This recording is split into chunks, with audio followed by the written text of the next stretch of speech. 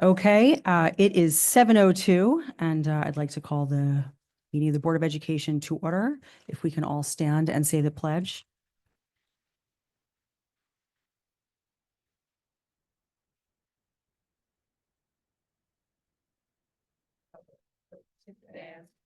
Nation, under God, indivisible, with liberty and justice for all.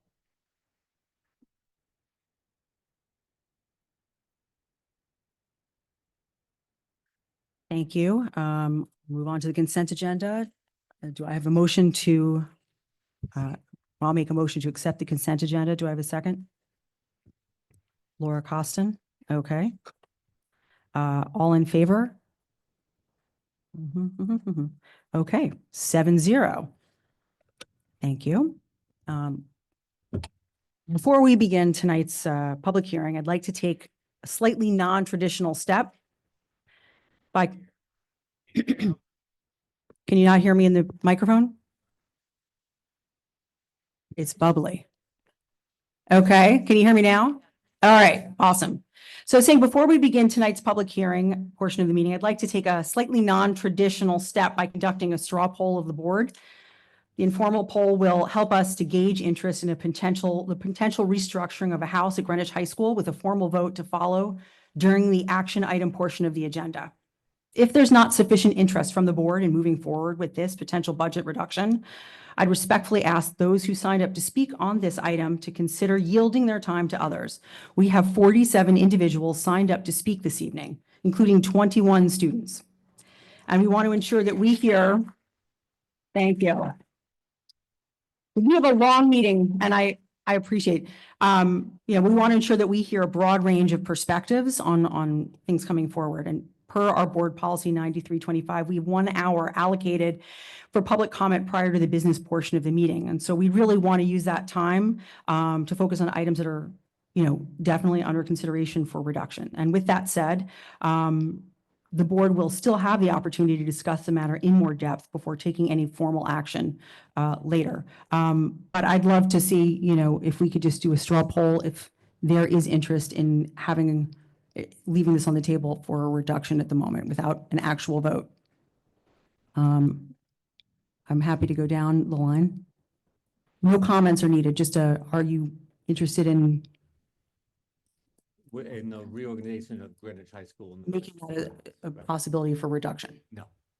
Sophie? No. Jen? No. Kathleen? No. Laura? No. Wendy? No. And I myself am a no.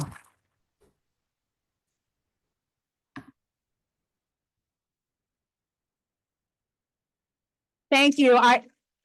So we have a long meeting ahead. And I just want to remind, again, everybody here and those who are online at home, I know that there are well over 200 people already online. So as a reminder, in accordance with our board policies, I mentioned 9325, community guideline guidelines for community comments are as follow. We have 1 hour for public comment before we get to the business of the board. If we exceed 1 hour, the balance of the speakers will be asked to speak after the conclusion of our discussion on the action items, which I know tonight specifically, it might not have the same type of impact. So, each speaker is allocated 3 minutes to address the board, and please be respectful in your comments. No boisterous, inappropriate, disrespectful conduct should be permitted. And I appreciate that you guys really are here to support our educators and what makes our schools run. And we do appreciate that. So, but I do want to make sure that we are able to get through everyone that had the opportunity to sign up, at least as many as we can before we have to get to the business of the board. So with that, I will turn this over to our secretary, and I don't know if I see the students out there, but they're first up. Are we taking them before Lil and PTAC? That's the order with which they typically go. And we're also going to hear from GOSA this evening. Yes, student government. No, student government. We haven't gotten to those who've signed up yet. Yes.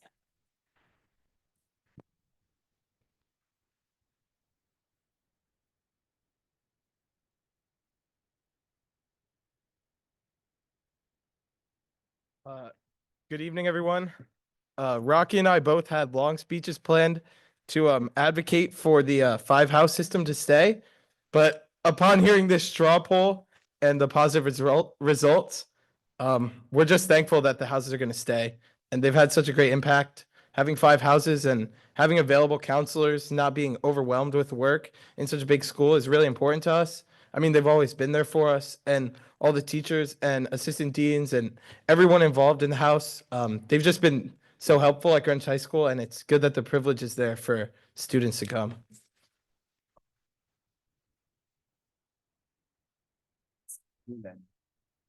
I concur.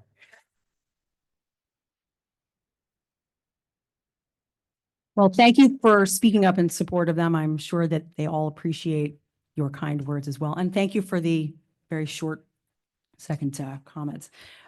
So next up is GEA. Lil.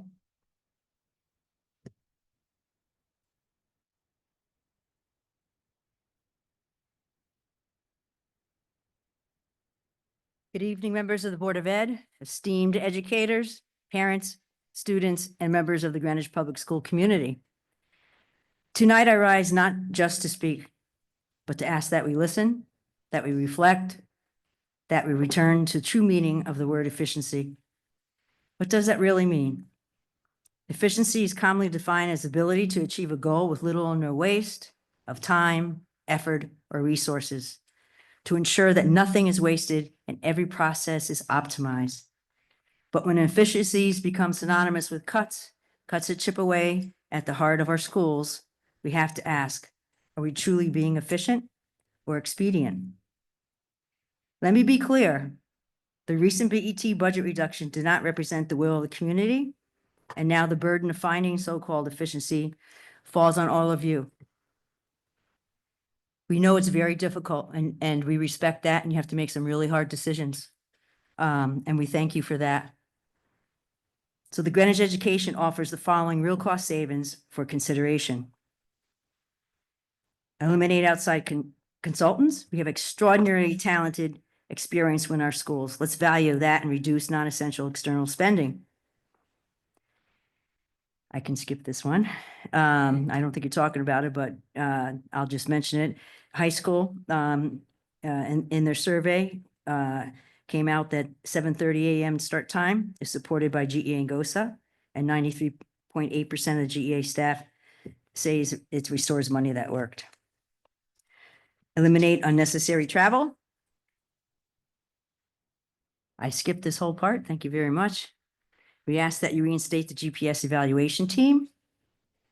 This team ensures consistency, high quality, and equitable assessment for students with special needs, asking special education teachers to conduct evaluations after school or on weekends is neither practical nor ethical. It risks student performance, delays services, and undermines the accuracy of assessments. The proposed alternative is not a solution, it's a liability. We also urge you to reinstate LF's position in grades 6 through 12. These roles support instructor professional development and curriculum consistencies. Retain the 2.0 position at Central Middle School. Finally, keep the PE department whole. PE is not a luxury. It's an essential part of a well-rounded education. It supports physical and mental health, builds social skills, and gives classroom teachers time to plan, collaborate, and connect. Tonight, we ask the board to embrace the real meaning of efficiency, protect the classroom first, preserve what works, and prioritize students in every decision. We believe there's a better way forward. We ask you to stand with us to protect the programs and positions to make a difference every day. Thank you for the work that you do and all your volunteer work. You're much appreciated. Thank you.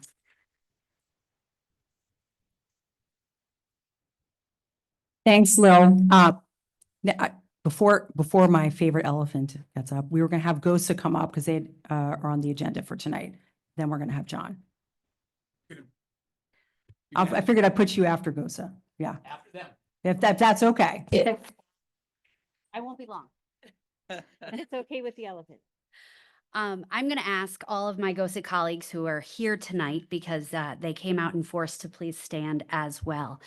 And I will not reiterate everything that Lil said, but many of us are dressed in red because we are one school district supporting the children.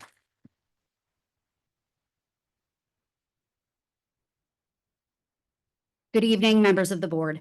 On behalf of the 57 members of the Greenwich Organization of School Administrators, we thank you for the opportunity to share some brief considerations as we continue to search for meaningful alternatives to the proposed student-facing budget cuts.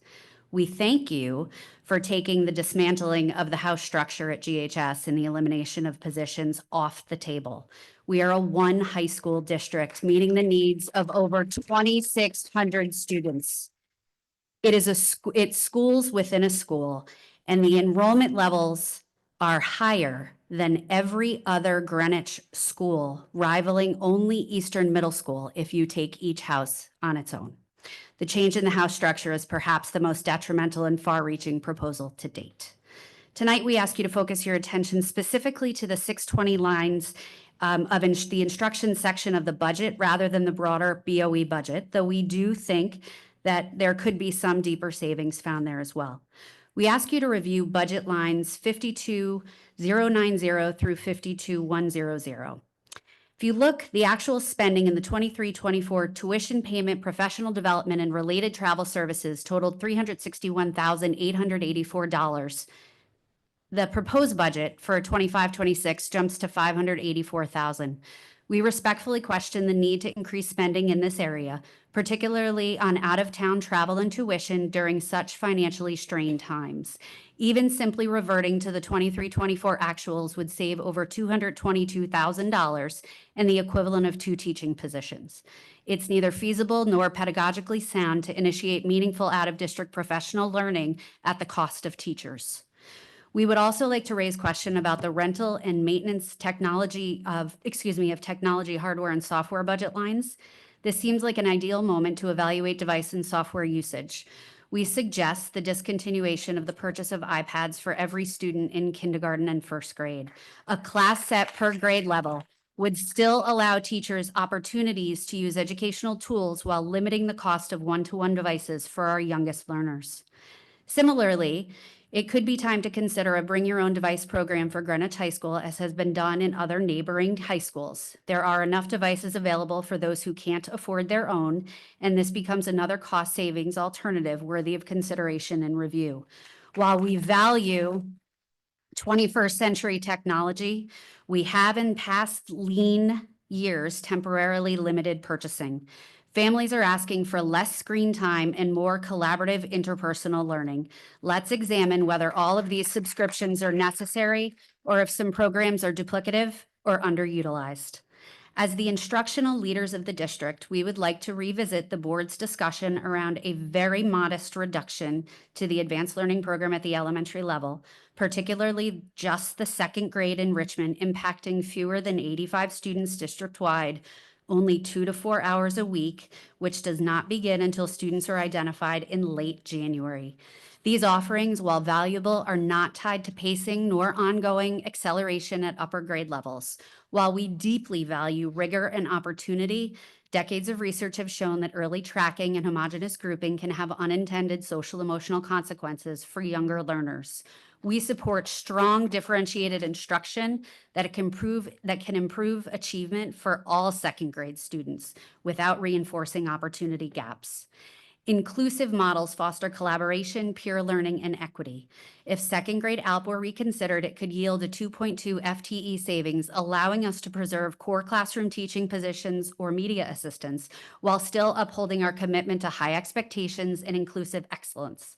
Our highly qualified classroom teachers are well-versed in providing such differentiation.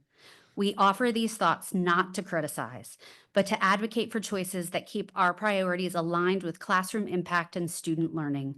While all cuts are difficult, some will be less intrusive and impact far fewer students across the district.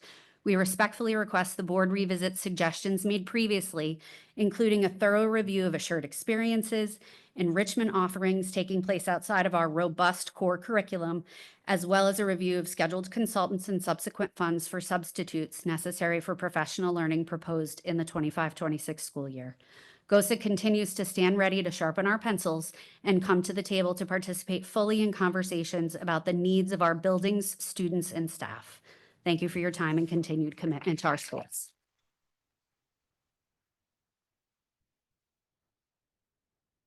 Thank you. Next up, now we have our favorite elephant, John Fisher, President of PTA Council.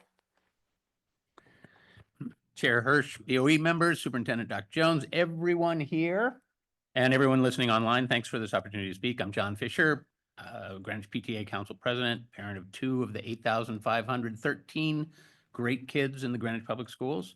As everyone knows, the Greenwich PTA Council is a nonpartisan umbrella organization made up by and for 15 PTAs with just under 4,000 PTA families who care about the schools. I'm going to start by observing that tonight we celebrated, the PTAC celebrated BOE Appreciation Night, and we left you with some small gifts there on the table. You might get a night, but the last week was Teacher Appreciation Week. So PTAs celebrated and lavished appreciation on our teachers, doing our best to show the teachers the love and support and reflecting all the love and support that they give our students and schools every day of every year.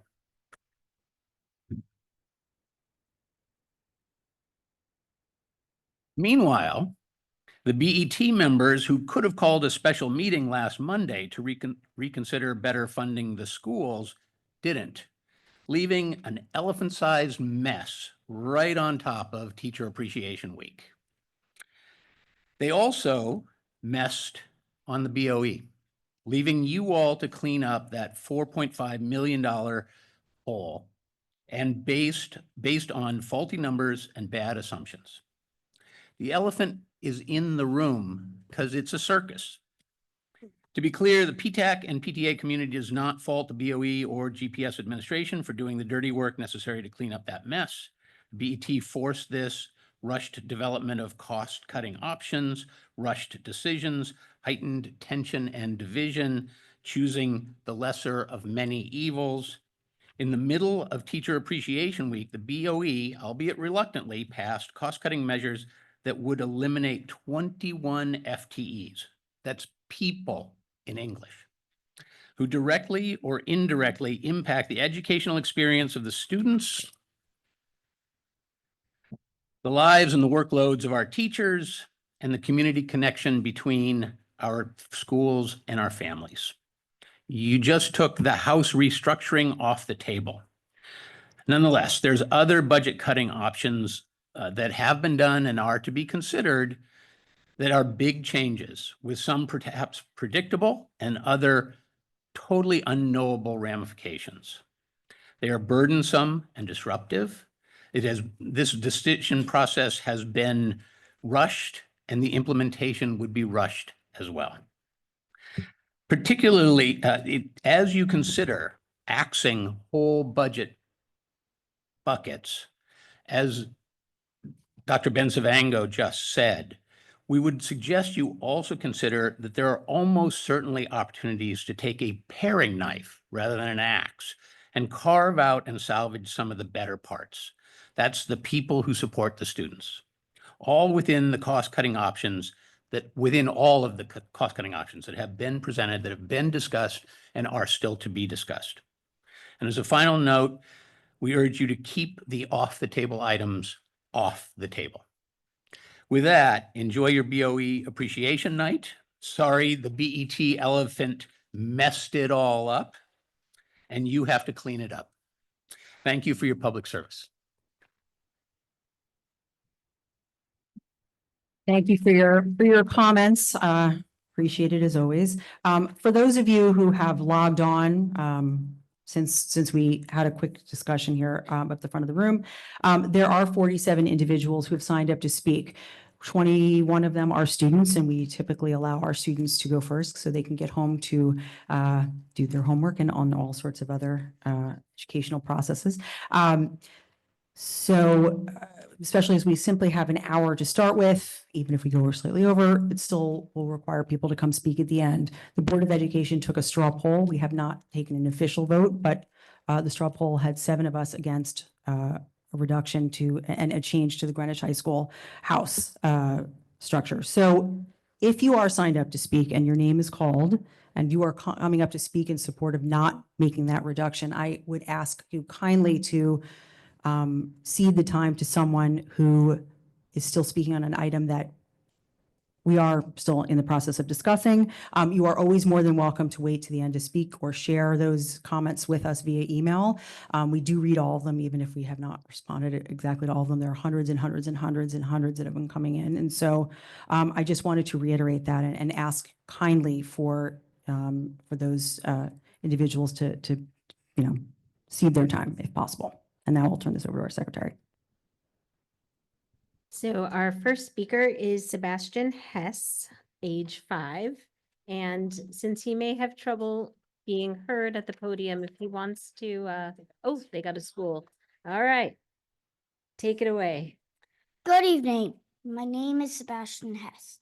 I'm 5 years old. I'm a kindergartner at Coscop School. I'm speaking tonight to thank you for protecting second grade ALP. Some grown-ups think young kids don't need ALP. I think they do. My big sister Sabrina needed ALP in second grade, and I wanted to be there if I needed. Kids learn at different rates, and that's okay. It's hard for teachers when kids have very different needs. And some of us want to read chapter books like Diary of a Wimpy Kid. We also want to do harder math. ALP makes it easier for all kids to learn at the right level. ALP is really important, even in second grade. Thank you for saving it.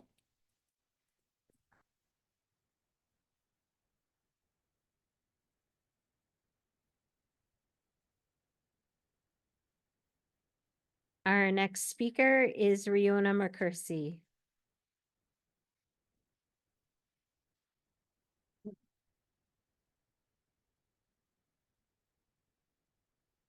Good evening, members of the Board of Education and Dr. Jones. My name is Rihanna McCursey, and I'm a junior at Greenwich High School.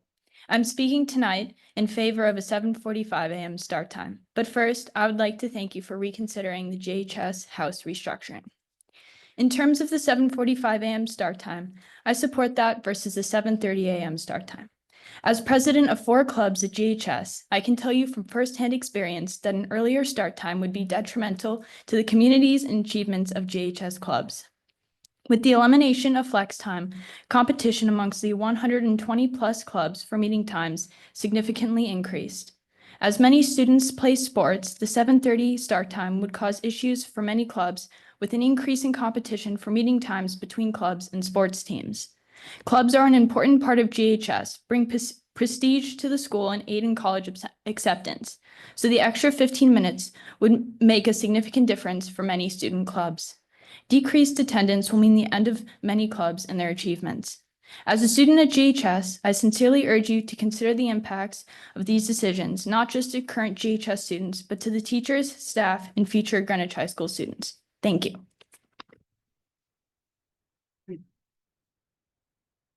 Next up is Martin Lip.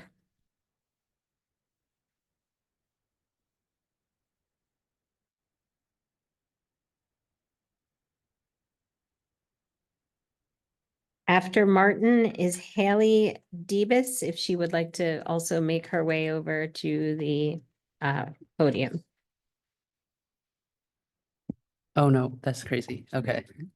Hi. So I had a speech prepared for now, but seeing as you've decided, you seem largely in agreement to not consider cutting Cantor House, I will be making up a speech instead. So first, I would like to thank you for not considering the cutting of Cantor House. The resources that the house has provided me as I am a member of it have been immensely valuable in both my school life and my process towards applying towards college. However, that means I have something else I'm here to ask you for, and that is as late as possible a start time, because I already have to wake up very early comparatively due to medical reasons and other such things. And forcing students to wake up to an hour earlier would be incredibly detrimental to their mental health and to their ability to get extra help in the mornings, especially when you consider that most students end up going to bed far later than they should due to excessive homework and other extracurricular responsibilities.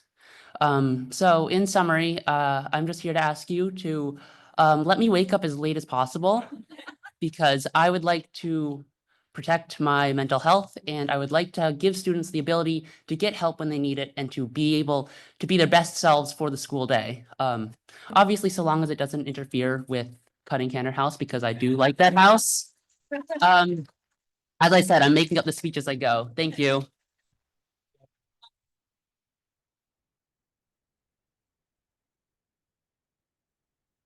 All righty, next up, Haley Davis. If I said that correctly. Board Superintendent Tony Jones. Similarly, as Martin, I had a speech prepared to help you guys reconsider cutting Cantor House. I, as a junior in Cantor, am entering my college process, and removing our counselors that we've been getting to know for 3 years would be detrimental to not only our recommendation letters, but also to all of those experiences that we've built. I also personally had notes in my speech about supporting the 7:30 start time. I know that the high school in the past had historically had a 7:30 start time, and the start time was moved down based on studies that said test scores would be improved with lower start times. But the 7:30 start time, going back to it, we would be getting out almost an hour earlier, providing students with ample enough time to get their work done, make it to their extracurriculars, and be able to go to bed earlier. Right now, I get out of school, I go straight to work, go straight to my extracurriculars, get home at about 9, and then I start my homework. If I got out that hour earlier, I would be able to be so much more productive before I have to go to my job, to my training, or to GEMS, which I am also a part of, and I would able to go to bed at maybe 9:30, 10 instead of 11:30, 12, which I do go to bed at some nights. So please, if you'd considered 7:30 start time, and obviously you took an informal vote, but please keep those informal voices and turn them into formal voices and keep Cantor House, because as Cantor students, we are all immensely in love with our administration and we would hate to see them go. Thank you.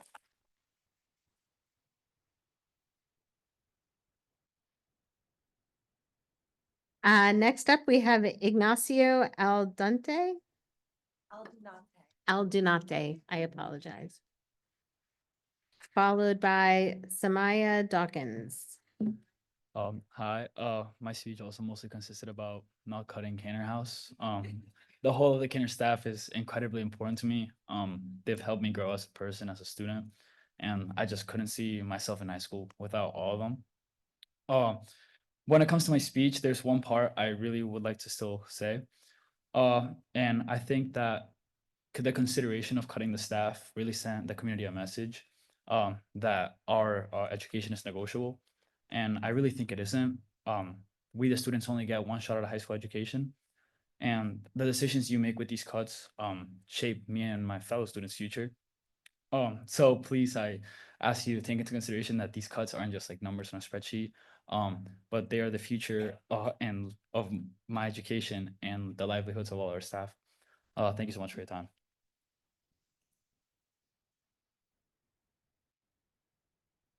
All righty.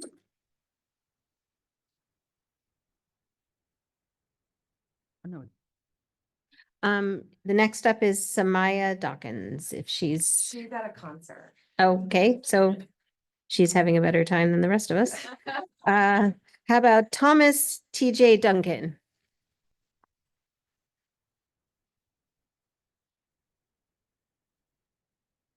Hello. I also had a big speech prepared, but I would just like to begin by saying I want to sincerely thank you for your decision to keep all the houses of Greenwich High School. As a senior, I've experienced how much the house system matters. It's more than just a structure, it's a support system, and it helps students feel known, cared for, and guided throughout their high school career. Being part of Cantor House had a huge impact on me. The relationships I've built in my 4 years with my counselors, social workers, thank you, Ms. Fenn, and the staff have helped me through challenges and shaped who I am today. I know many other students who definitely feel the same way as me. As the new hot topic is the 7:30 start time, I ask you to consider and listen to the students' stories as they will be heavily affected. Not really me though. What some might overlook though is the major effect that it will have on our educators. My current science teacher, Mr. Baxley, has discussed this topic with me, and he very clearly stated how his two daughters will also be very affected as he has to find a new way to transport them to school, as he has to get to school very early.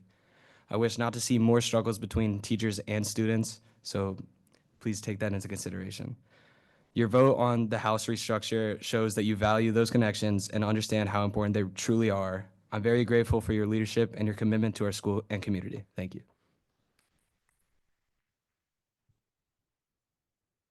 Next up is Nicholas Sosa.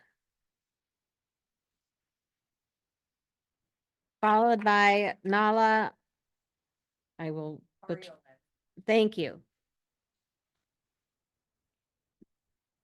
Well, good evening. My name is Nicholas Sosa, and I appreciate the opportunity to speak here tonight on this pressing issue. I want to speak specifically about the 7:30 a.m. start time. I believe that it's not the perfect solution, but it's a responsible one. We are currently facing a large budget gap. By moving to a 7:30 a.m. start, we can save approximately $2.5 million through transportation efficiencies without cutting teachers, reducing course offerings, or eliminating arts and enrichment programs. That is a strategic choice that puts students in classrooms first. I understand the concerns. The American Academy of Pediatrics recommends later start times, but let's examine that more closely. The CDC's Youth Risk Behavior Survey found that over 70% of high school students sleep less than 8 hours, regardless of when school starts. Screen time, homework, and social schedules play major roles. In other words, later doesn't always mean better. The Sleep Health Journal's 2020 meta-analysis confirms this nuance. It found that while later start times can potentially increase sleep duration, the actual benefit depends heavily on students' nighttime habits, not just the morning bell. Later starts only help when paired with behavioral change, something no schedule alone can guarantee. Even the RAND Corporation, a leading think tank, concluded in its 2017 economic analysis that later start times only provide benefits when implemented without cutting into critical services. Their model showed that if you shift start times but lose teachers or academic programs in this process, the long-term harm outweighs the short-term gain. And that's exactly what's at stake here in Greenwich. Let's not forget that Darien High School starts at 7:40, New Canaan starts at 8, and both communities continue to thrive. Greenwich students are capable of adapting, especially if it means keeping our classrooms strong and our teachers supported.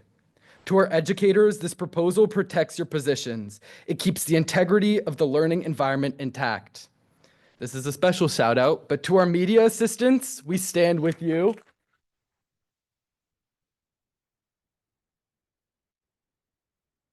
And to my fellow students, this is an early start, yes, but it's a worthy one because it protects what truly matters: opportunity, academic quality, and stability.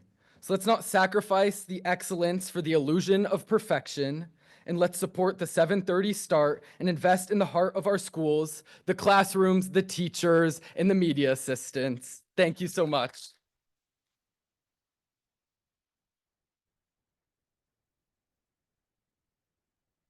Thank you very much, Nala, followed by Owen Benenson. Hi, good afternoon. I was also going to talk about the house removal, but sorry. I was also going to talk about the house removal, but since you guys all voted, I appreciate that very much because, sorry. I just want to take the time to shout out Miss Shaw, Miss Finn, Miss Mistretta, Miss Al, and all of them. They've helped me so much throughout the whole time. I'm sorry. They've helped me out so much, and I was honestly stressed this whole week. That the house room was gonna get removed, that I wasn't gonna have the support I do. I honestly spend even my entire time in school with the Canner House. I'm always in Michelle's office bothering her, taking her snacks and everything. And Miss Finn helped me get involved with the community with Greenwich United Way, and I was able to get into a lot of programs outside of school. So I just wanted to take the time to thank you for considering keeping all the houses, and that the students appreciate it very much. Thank you.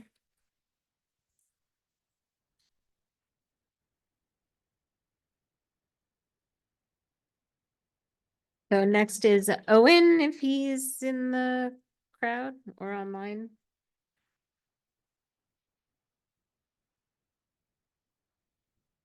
Is Owen here or online? If you're online, can you raise your hand?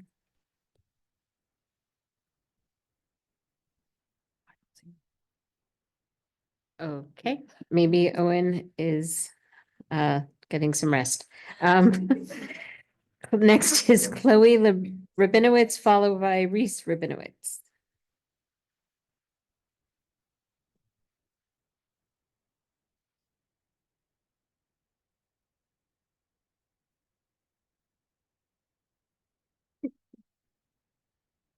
Hi. We also had a speech prepared about the cutting cancer house. So I want to thank you all for making the decision, and I still want to share quickly that the importance the guidance counselors and the staff have on us. Specifically, my guidance counselor, Miss Hinckley, has been one of the most important people in my life. She hasn't just helped me with college applications or class schedules. She's helped me through family struggles, heartbreak, rejections, and acceptances. She knew me well enough to write a letter recommendation that felt like it was written by someone who saw all of me, not just my transcript. That relationship didn't happen overnight. It was built over time through check-ins, conversations, and real connections. That's what the house system gives students: consistency, community, and someone who knows their name before senior hits. I'm happy now that the house system will remain and other students will get to experience what I had, and my sister will also get to experience what I had. Hi, I'm Reese Rabinowitz. I also had a speech prepared, but that doesn't really need to be said anymore. But I just want to say thank you. Next up, thank you, is Gabriel Elazaj, followed by Dylan Amoa. Gabe is currently having a little medical issue. Oh, is he here now?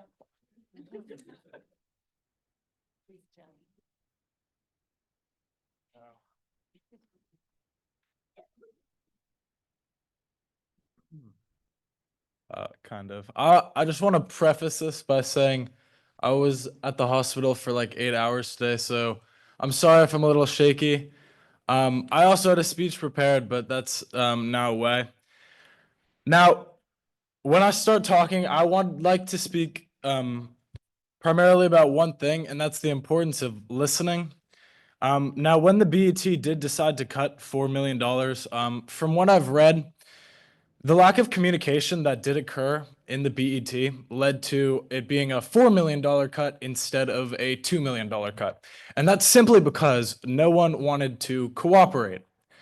Now, so if we're here today and we actually want to, or we have to cut this money, I think it's really important that listening actually occurs, because if listening occurred at the BET meeting, we can only be looking at a $2 million deficit in lieu of a $4 million deficit. And now, when we did look at this $4 million deficit, to be quite frank, I was very disappointed in the solutions that were presented. The very first things that were on the table to be cut were all related to high school student mental health. And, in the wake of the 3 deaths that occurred at GHS, I think that this was the completely wrong direction to go. The first thing that was looked at was, what was it? It was cutting Cantor House, which would eliminate counselors and psychologists. I mean, when my French teacher passed away, it was those very psychologists that pulled me from my class without, causing a fuss or anything, and exempted me from the 4 tests I had that day.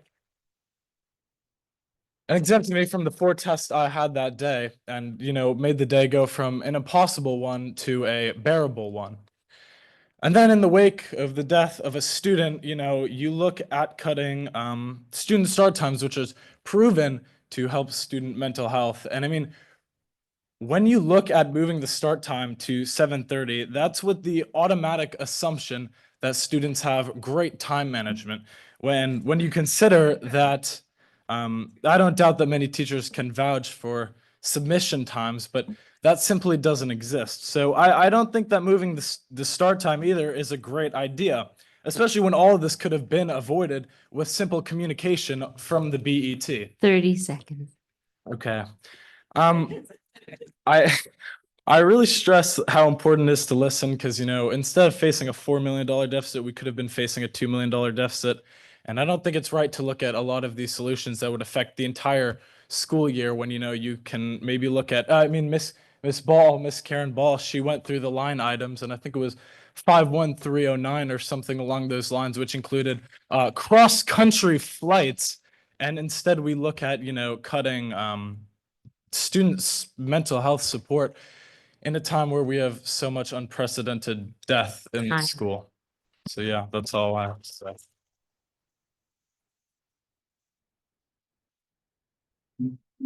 So next we have Zara. I'm going to say this terribly. Hake. Thank you. And followed by Toby Leonard.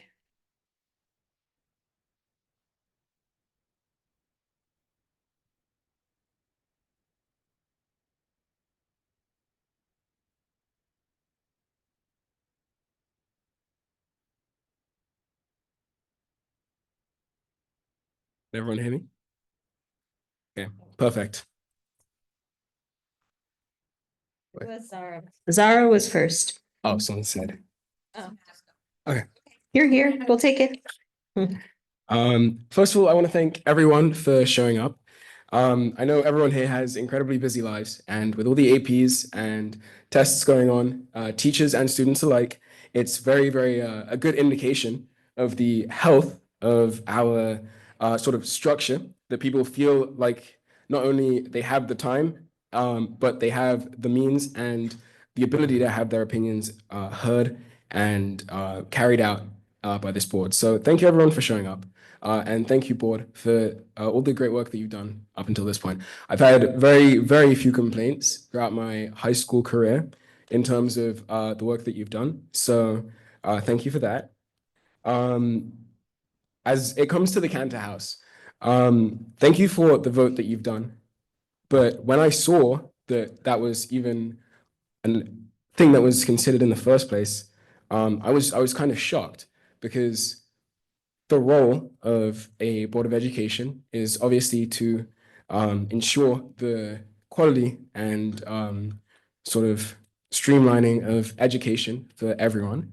And seeing such, I guess, an admission of defeat in that goal, sort of, it made me question the confidence that you guys had in your ability to carry out your jobs. And so I thank you for taking it off consideration, but I implore you in the future to please try and limit even bringing to the table anything that could possibly interfere with like the learning experience. Following up on what Gabe said, I think that there is a lot of fat that can still be trimmed from the current budget cuts. There was a lot of expenditure in terms of personal development and training for teachers. I believe that there are quite extensive resources in-house, and going outside the school for a lot of these professional development days seems like a waste of money. Now, I'm not going to pretend like I'm the most qualified to make any sort of comments on the budget that you've done. You've obviously put a lot of time and effort into it, and the short-term notice of these cuts definitely played a role in sort of how this was carried out. But I really, really please do implore you to consider anything that would not directly negatively affect students' lives and students' abilities to further their education. We trust in our board. That's why a lot of people don't show up to regular board meetings, because as students and as members of the district, we have trust in the institutions that have been appointed to represent us and carry out our best interest. And to an extent, I think that's like the best way it should be. But when those institutions don't have our best intentions in mind, that sort of undermines the whole trust that we have in the system. So I would please beg you to review the budget overview and look to where you can trim other things that don't impact student lives as much as they do. And then 30 thank you seconds. again for everything that you've done. The vote today was great, a great show of just coming to a democratic conclusion in a tough situation. So thank you, and I yield the rest of my time. I somehow lost Dylan. Or no. Yeah, I lost Dylan. Is Dylan here? That was Dylan. Oh, that was Dylan. Oh, so I haven't missed anybody. Zara, you're next. Good evening. My name is Zara Huck, and I'm a senior at Greenwich High School. I am deeply thankful for this opportunity to have my voice heard in my school district's budgeting and planning. Like many of my peers, I too had a speech planned for tonight. However, considering the board's decision to remove the issue of dissolving a GHS house from the table, I no longer need to give that speech. That said, this is a moment that I will always remember, a moment where my elected officials listened to their constituents and showed me that our town does value education, excellence, and support. Though there is always more work to be done, at this time, I would like to sincerely thank you for your thoughtful reconsideration of how to balance the budget.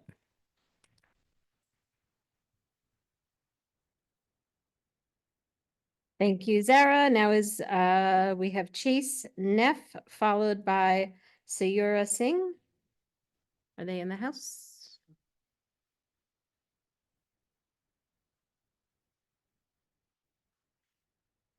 Oh, did I skip Toby? Is that who I have? That's all right. Okay, sorry. And if the other two are here, you'll be next. You have 3 minutes. Thank you. Good evening. My name is Toby Leonard. I'm a junior at Greenwich High School. And I wanted to thank the board for reconsidering their decision to cut Cantor House. I think it was a great decision, and I thank you for your consideration. Again, like my peer Dylan, I have some ideas about what else could be cut in lieu of important resources like counselors. Namely, a project for furnishings and program space equipment at Greenwich High School, account code 680. There are $300,000 allocated for new furniture at GHS. And as a student of GHS, I can tell you that I think we're doing all right. And we can hold off on that for now. How much was that? $300,000, it says, the current request. But good work. Thank you. Thank you.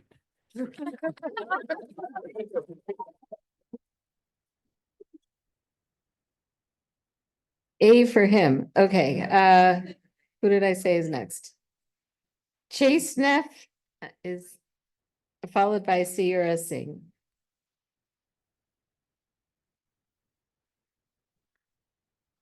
Honorable Board of Education, I am Chase Neff, an 11th grader at Greenwich High School. First of all, I would like to thank you greatly for not cutting Cantor House and all the amazing, wonderful staff that they have. And since this is no longer an item, I would like to shift my talk to the focus of 7:30 start time at Greenwich High School. First of all, while students potentially, as some of my fellow students have said, do not obtain enough sleep with or without a late start time, a study by Nahad et al. Called Sleep Health finds that 8:30 start times saved an average of 46 minutes of sleep for teens.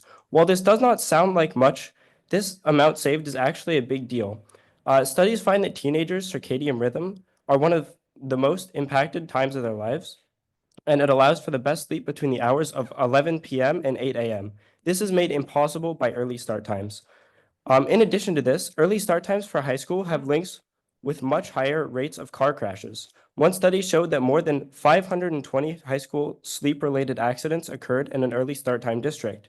And while the CDC recommends 8 hours of sleep, on average, 77% of students in early start time districts do not have enough sleep as the 8 hours that is recommended on a daily basis.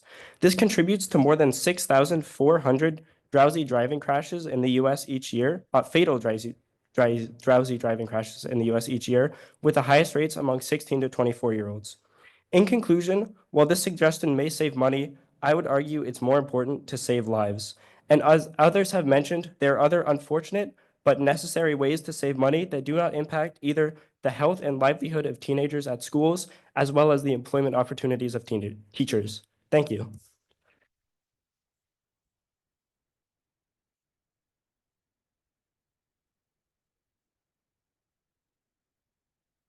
Thank you. I'm Shari Singh. I'm a junior at Cantor House at Greenwich High School. And as many of my peers, I had a speech planned regarding the potential restructuring of the houses. However, I'm beyond grateful that the board has opted against a rush restructure of our house system. I do believe that moving the start time to 7:30, while not optimal, would be practical. We face $2.5 million in deficit, and this change is the most painless. Changing the house system would change the core of the school and result in major inefficiencies considering the short time frame it has to be done by. Furthermore, as my friend Gabriel said, doing this in the wake of the deaths of 3 people in the GHS community is ridiculous. Additionally, changing the start time can have benefits for the students. Connecticut winters are harsh, and students who do extracurricular activities like sports are those most harmed by this. Being released at 2 p.m. gives students an extra hour to participate in extracurriculars, another key facet of what makes our school so great. Moving the start time back would accordingly allow students to be more involved in the GHS community. Again, while not what I prefer, as I myself do not get enough sleep, I do believe that this is the best way for the school to move forward. Thank you. Next up, we have Axel Harrison and then Madeline Jones. I'm Axel Person, a junior at Greenwich High School. I would like to yield my time tonight as I know you guys have a lot to do, but I'd like you all to know that you have left a tangible impact on the Greenwich High School community forever for retaining this crucial part of the Greenwich High School culture and education. And I'd also like to encourage the BET and the BOE to stop voting on political lines and instead vote for what they think is right and for the interests of their students and constituents at Greenwich High School. Thank you.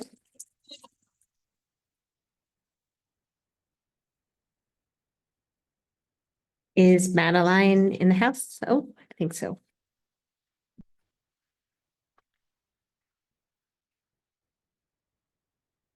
Hi, I'm Maddie Jones, the president of the sophomore class. With that, I understand many aspects of our school and how it would function best. I would like to first thank you for keeping the Cantor House. I too had a bit written here for that, but I can skip it over now. I would like to speak against the idea of cutting more teachers. This would cause class sizes to dramatically increase, resulting in teachers having to handle more students, and classes would overall be chaos. Even now, there are times where teachers are unable to have a class become quiet for large portions of the class. This issue would become dramatically worse if more teachers were cut in the next year. But above all else, the productivity of the classes would become worse and us students would become less educated. Our classes have been increasing every year, and cutting more teachers is not the solution. There would be less help put towards our education that is so important in these fundamental years. My education decides my future, and I don't want it to be compromised. Thank you for your time.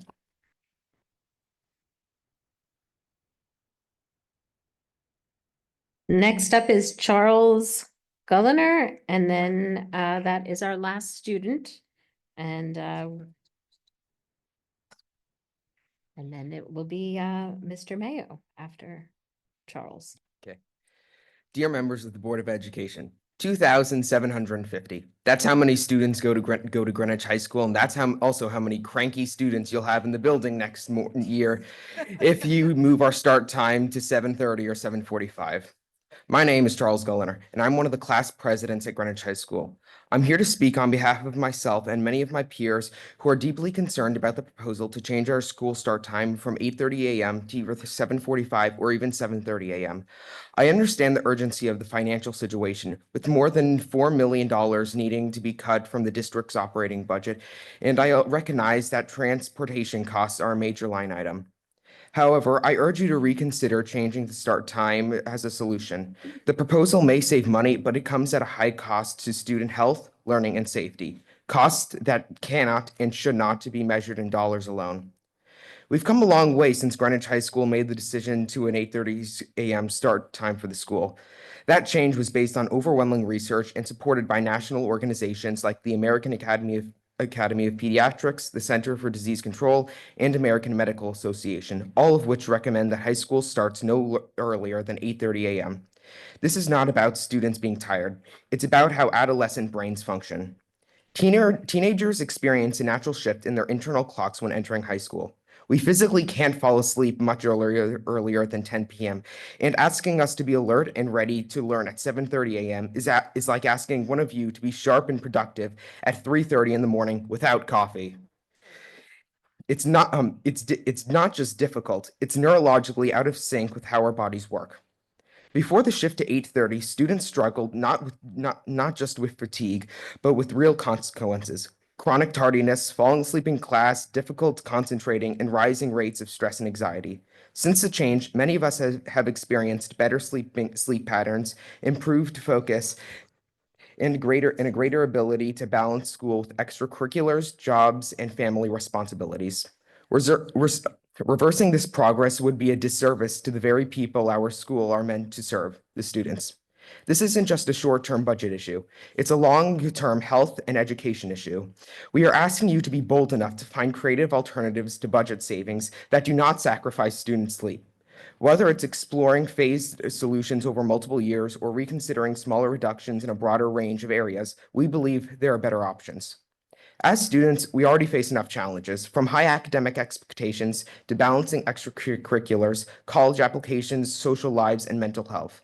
We ask you, please, not to make it harder for us to show up ready to learn. Keep the 8:30 a.m. start time, protect the progress we've made, and keep student health, safety, and academic success at the center of your decision-making. And also, do you really want to deal with 2,750 cranky teenagers in the morning? I know I don't. So please, don't change the start times. Thank you for your time and commitment to our school community. Thank you. All right, Mr. Mayo.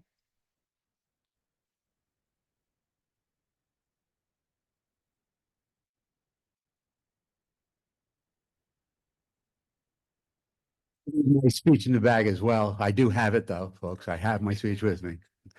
On behalf of the staff, faculty, students of Greenwich High School, I'd like to thank the board for its decision to take the restructuring of Greenwich High School off the table. Thank you so much. We deeply appreciate it.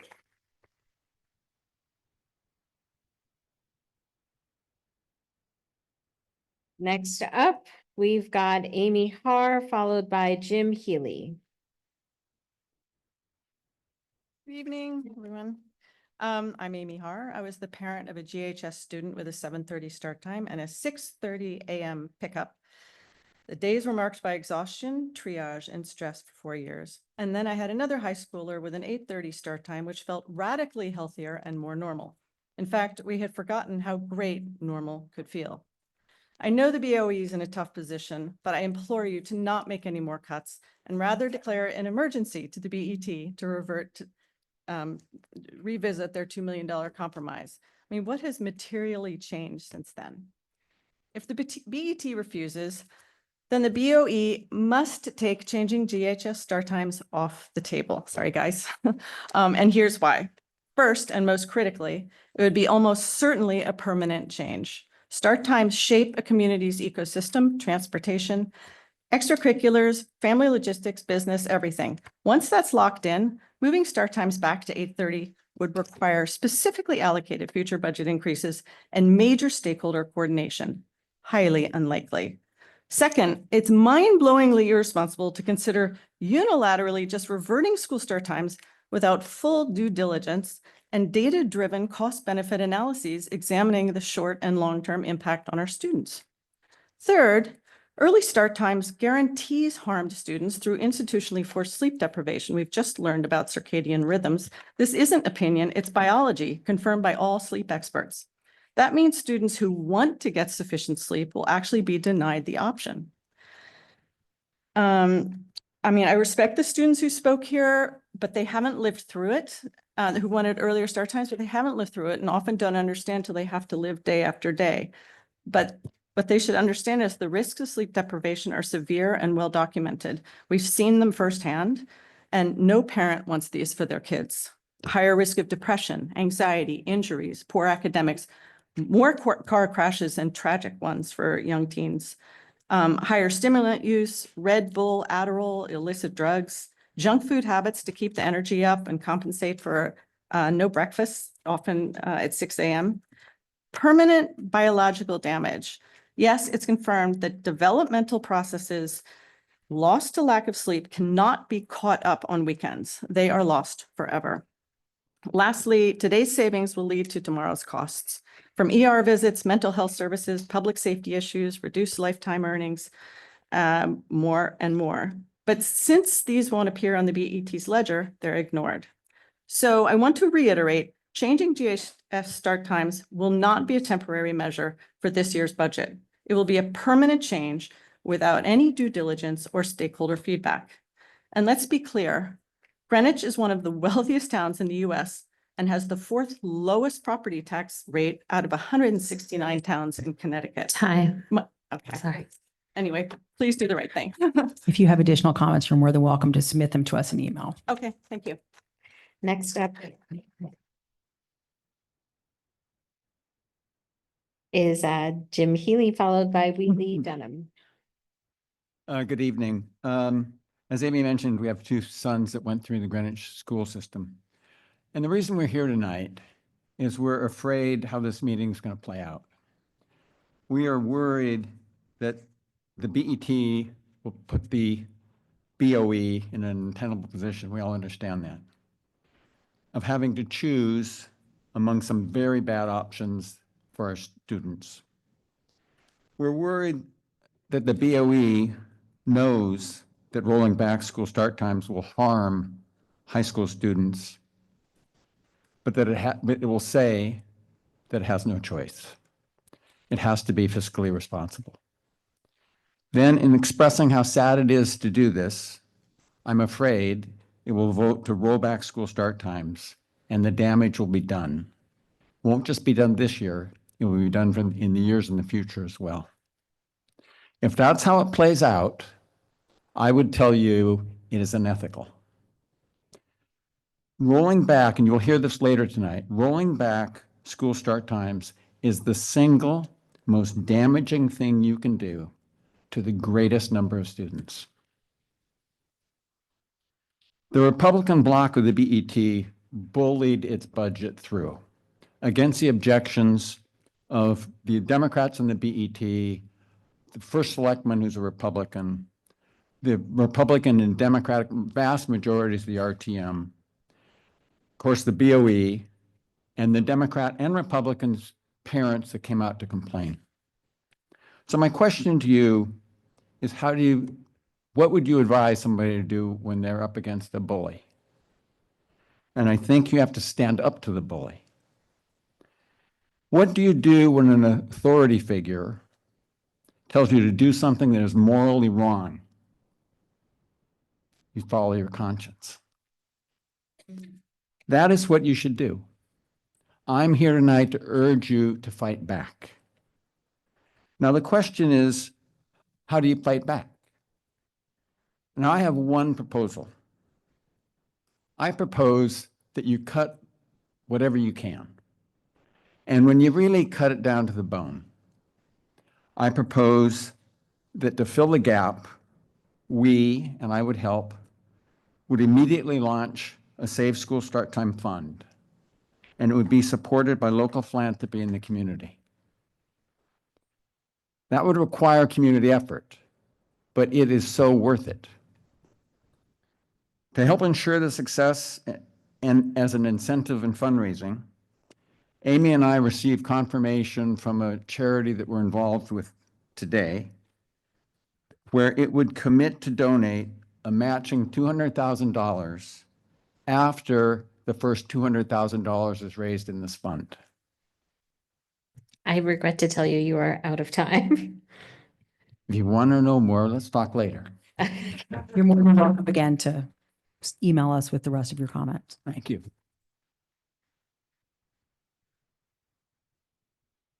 We've got Wheatley Dunham, followed by Catherine McCursey.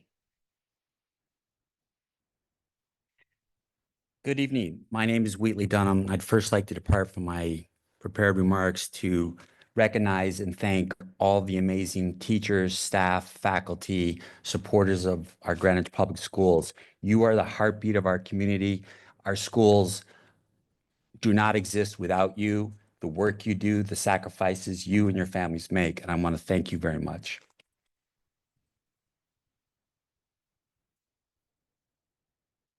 And next, I'd like to give my appreciation to each and every one of you on this board and to our superintendent who has provided so much stability over these years. You work so hard, you put up with so much work, you put up with so much grief, and I just want to thank you very much. I'm here tonight to urge this board, do not reverse the 8:30 a.m. start times for Greenwich High School. I'm here as a father of 3 GHS grads, all Cantor House. I see a lot of familiar and friendly faces here tonight. I'm also a PTA volunteer in the past and a retired Greenwich volunteer firefighter. We talked about crashes. I sadly went to too many, and I'll never forget those faces. We know you didn't ask for these shocking budget cuts. You don't want to be here. We don't want to be here. This is not your call. This is purely on the backs of the BET. They didn't listen to you, and they're not listening to our community. This isn't about buses or budgets. It's about the health, safety, and future of our students. Reversing start times before 8:30 a.m. would be a medically wrong step backwards, and one that could carry tragic consequences. We've heard this tonight. Let's be clear, the science is settled. Teachers experience a biological shift in sleep during puberty. Waking them at 6 a.m. for a 7:30 start is the biological equivalent of waking an adult at 4 a.m. Can we do it? When we travel, is it something we can do for an entire school year? It's rough. It's hard. Chronic sleep deprivation increases risk of depression, anxiety, suicidal thoughts, drowsy driving crashes, sports injuries, and impaired learning. The data is there. Please read it. See my letter. Major health authorities, the American Academy of Pediatrics, CDC, and the AMA all agree high school should start no earlier than 8:30 a.m. If you go in between at 7:45 or 8, it's like taking half a dose of an antibiotic. You're not there. You're not following the doctor's advice. Greenwich followed this guidance in 2007 after years of community debate and expert input. The results, better sleep, better outcomes, and a string of academic and athletic successes, including many state champions. You're out of time. I'm sorry. Thank you You for can your send the support. rest of your remarks to us. Thank you for your consideration. We have Catherine McCursey, followed by Amanda Finn. Good evening, Chair Hirsch, Board of Education members, Dr. Jones, GPS teachers, staff, administrators, and the community of Greenwich. My name is Catherine McCursey. I'm the parent of a 5th grade COS-COB student and a junior at GHS. I'm also PTAC First VP, but my remarks are strictly my own this evening. If you must change start time, everyone needs to remember that we are breaking what is not broken. I don't support breaking what's not broken. And notably, this suggestion was not offered prior to budget reductions. Thank you for saving the 5-house structure. And now I have a general comment for the community listening this evening. I'm a relative newcomer to Greenwich, having moved here in 2012. While superintendent turnover has stabilized, from the outside looking in, things here look shaky, not stable. Lurching from budget problem to budget problem, lawsuit to lawsuit, drama to drama. When I speak to family and friends elsewhere, I'm kind of embarrassed to tell them the latest.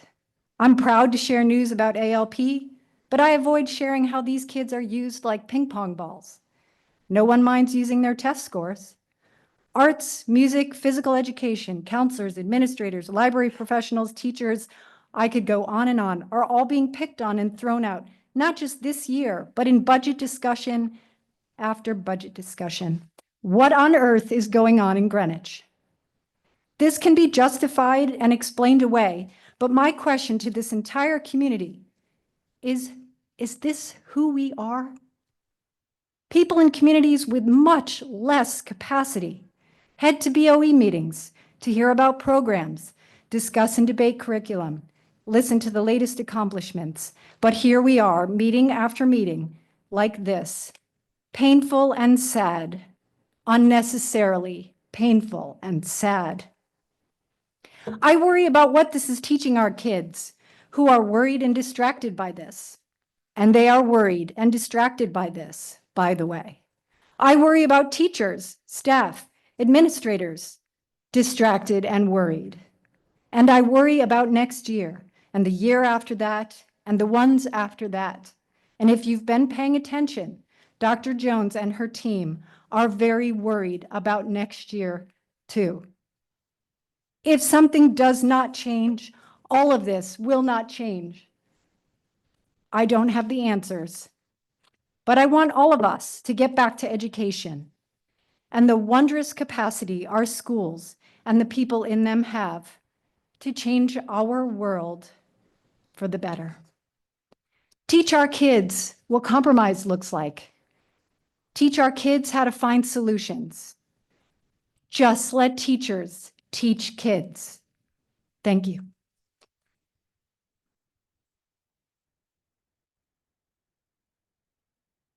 Thank you. Do we have Amanda Finn? Hi. Where's that stool? I'm just kidding. Okay, so I did also write a speech about the cutting of a house, but I'm going to pivot a little bit. Please bear with me. My name is Amanda Finn. I'm the school social worker in Cantor House and a proud GHS graduate, class of 2002. I'm a lifelong Greenwich resident. My pride in this community runs deep, and so does my belief in our education system's ability to foster connection and belonging. That spirit is embodied in the GHS house system. And I just want to side comment here. All personnel at our schools are in this community and depend on this connection. So please, wherever I say the house is or the house team, I'm referring to the media center assistants. I'm referring to the administrative assistants and everyone. So this isn't just philosophy. It's grounded in decades of research. Adolescents with consistent, caring relationships with adults are less likely to engage in risky behaviors like substance use, early sexual activity, and delinquency. Dr. Bruce Perry, a world-renowned expert in trauma and brain development, puts it simply: positive adult connections are not just beneficial, they are essential. It is through human connection that the brain develops, trauma is repaired, and resilience is built. Each team's work is deeply individualized and student-centered. I've stood in students' living rooms with counselors, deans, administrators, and special ed teachers, encouraging kids to attend school. We collaborate with doctors, therapists, and crisis teams when a child is at risk of suicide or self-harm. We've ridden in ambulances with them, sat beside them in hospital beds, and developed plans to ensure a smooth reentry to school. Mental health care requires a coordinated team effort with the very roles that are at risk of being cut. With the loss of critical positions, our ability to do this work with that level of attention and care would be impossible. In addition to PPTs, 504 meetings, staffings, parent and teacher meetings, MTSS sessions, and regular communication with families and outside providers, each member of the house team also guides students through difficult decisions, tough conversations, and provides support as they navigate friendship issues, family conflict, and personal crises. Our office suites serve as a home base for countless students who come and go throughout the day, simply because of the trusted relationships we've built with them. We provide a safe space for every student. We listen, we validate, we nurture. Legally, we stand in loco parentis, in the place of a parent during the school hours. We are entrusted with children's safety, well-being, and emotional care as if they were our own. Now ask yourself this: would you want the support system around your own child to be taken away? The more access students have to safe and consistent supportive adults. I'm sorry, you're out of time. Oh, there's like 2 sentences. Can I Okay, great. finish? Go ahead. Finish. Okay. The better off they will be. Eliminating a house and key staff will have immediate and lasting consequences, especially for our most vulnerable children. Some of our students have spoken to you tonight, and I hope you listened carefully because the decisions you make here will shape the rest of their lives. Thank you. Okay, next up, Jessica Von Brockel, followed by Craig Conapari.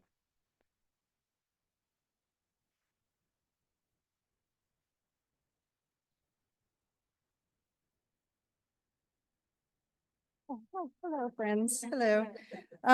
Good evening, board members, Dr. Jones, and my many colleagues from the Greenwich Public School System and some of my students. I'm Jessica Von Brockel. I'm a GHS parent, a graduate, a Greenwich resident and taxpayer, and I'm a teacher at Greenwich High School. I'm concerned that some of the decisions that might appear to be best for students are not, and the decisions might be made without full consideration of all of the implications. The house restructure, for example, was a serious option until you heard the whole story. What I ask is that each of you put aside your initial biases, regardless of how experienced you are or how much you've heard or researched about a topic. I ask you to inquire and explore before you make decisions that will impact all of us for years to come.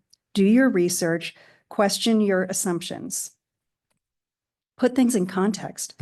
For example, is the later start time really more beneficial than the other supports, some of which Amanda just talked about, that we would lose through other cuts? I am not arguing the science that says it's better for kids to sleep later. It is better. And I'm not arguing with some of the other statistics that people brought up. But in practice and in context, the later schedule has also added different stressors and put strain on other parts of student and family life. I experience it myself. And frankly, kids don't appear to be doing better. So without a holistic examination of what the student experience is, I'm not convinced that the start time as a standalone is doing the job that some people think it is doing. I don't know if it's going to bring us a net improvement in our children's happiness and health. And now that we're talking about taking the reorganization of the houses off the table, I fear where else we're going to find those cuts. And just looking at Nala, talking about Ms. Shaw, you can see that every single individual is important, whether it's the media assistant or it's an administrator. Administrators are not top heavy parts of our organization. Every single person is a part of the health of our students. So I'm afraid of what will come at the expense of keeping the start time 8:30. And I hope that you will really take the time to be objective and study it in context before you make a decision that would put so much else at risk. Thank you.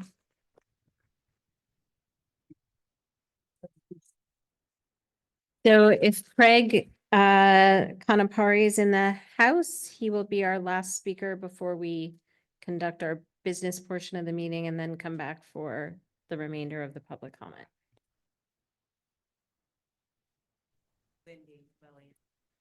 We had 47 speakers sign up.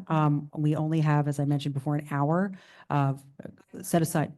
I know, but you're number 34.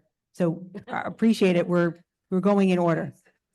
It's the last speaker for this portion before we have to get to our discussion. So if your name is on this list and you haven't been called yet, you are also welcome to send, your comments to us, now, or just a couple of bullet points specifically. I know it's difficult, but we would have more than another hour of public comments, so. Hello, and hey, this is Craig Conapari. Are you guys able to hear me? We are. Okay, great. Sorry I couldn't be there in person, guys. Jim had asked me to speak, and it's a pleasure to see Wheatley as well. So I am Dr. Craig Conapari. I'm a pediatric sleep physician. I'm the director of the Yale Pediatric Sleep Center and an associate professor at Yale Medical School. I'm also the father of 2 adolescents and live in Guilford, where I can tell you in our town, like many towns in the state, we watched with envy when you moved your high school start times from 7:30 to 8:30 in 2016. I was involved in some very small way in that effort and was very pleased to see such a blow for adolescent health being struck. And some of the points I'm going to say are going to reiterate what especially that young man in the jacket said. So anyway, I don't remember your name, but kid, you've got a job at the Yale Sleep Center when you finish your education. I'm going to just talk a little bit about why this decision could be so impactful on the children in your town. It's already been discussed how teenagers naturally go to bed later. And this is just simple biology. This is based on research that occurred in the 80s and 90s, demonstrating that adolescents have this later shift in their sleep time and wake time. This is before the era of smartphones, Xboxes, online gaming, or social media. And it is very clear that the primary driver of how much sleep teenagers get is when they have to get up in the morning. Study after study has demonstrated the later start times are directly associated with the amount of time that amount of sleep that teenagers get. Unlike college students, high schoolers cannot take later classes, and unlike grown-ups, they can't switch to a different job if they don't like their current job and when they have to go to work or commute to work. Let's take a hypothetical situation. Let's say the Board of Ed needed to replace the tiles in the ceiling of the high school classrooms. They could save $2 million by using a cheaper material. Unfortunately, the material has some unfortunate side effects. Exposure to it could result in higher blood pressure, obesity, and blood sugar. Student athletes exposed to it will be more prone to injury, less accurate in free throws, and have worse times in the pool and on the track. It will also result in higher levels of anxiety and depression and reduce school attendance standardized test scores, and graduation rates. And finally, perhaps most importantly, car accidents will be more common among exposed student drivers. So who is voting to make this change? Well, voting to regress to an earlier start time is making the same choice because these are all consequences of chronic sleep deprivation. And the young man who spoke about the effect on mental health, I think, is very timely. The fact is, in a town like Greenwich, where your children do have a lot of resources, your standardized test scores are already very high. This is I'm really sorry, about- you're out of time. It's Okay. been 3 minutes. Okay, You can send the bulk of your comments to the board. I already did. Thank you for having me speak. Okay, thank you, sir. So we have 17 more, we've reached exactly the hour mark. We have 17 more speakers, I believe, signed up, which if everybody speaks for 3 minutes, it's 51 minutes, not including the time it would take to walk up here. I'm happy to, just have a quick discussion, if the board would want to make a motion to have 17 people speak now or to wait till the end of the meeting. Or ask if any of those 17 that are still here are only speaking on the House to not address us, but no, thank you. I have to, yeah. But so I'd be happy to make I'd make a motion to see if you would like to extend public comment, if anybody wants to second that. I'll second it. I think, Mike, did you have a comment or are you looking to second? Okay, well, we have 2 seconders. So I'm, happy to take a vote on that if you guys would want to do so. Asking those who are signed up to try to be as considerate as possible in timing. So, yep, sure. Because I do think it's really important to hear from everybody on this important topic. I also think the greater community is also really important for them to get some closure and to be able to point where we get some decisions. So I would just strongly encourage anyone who's speaking on a subject that's been settled just to waive your time and move on so we can move on to our business.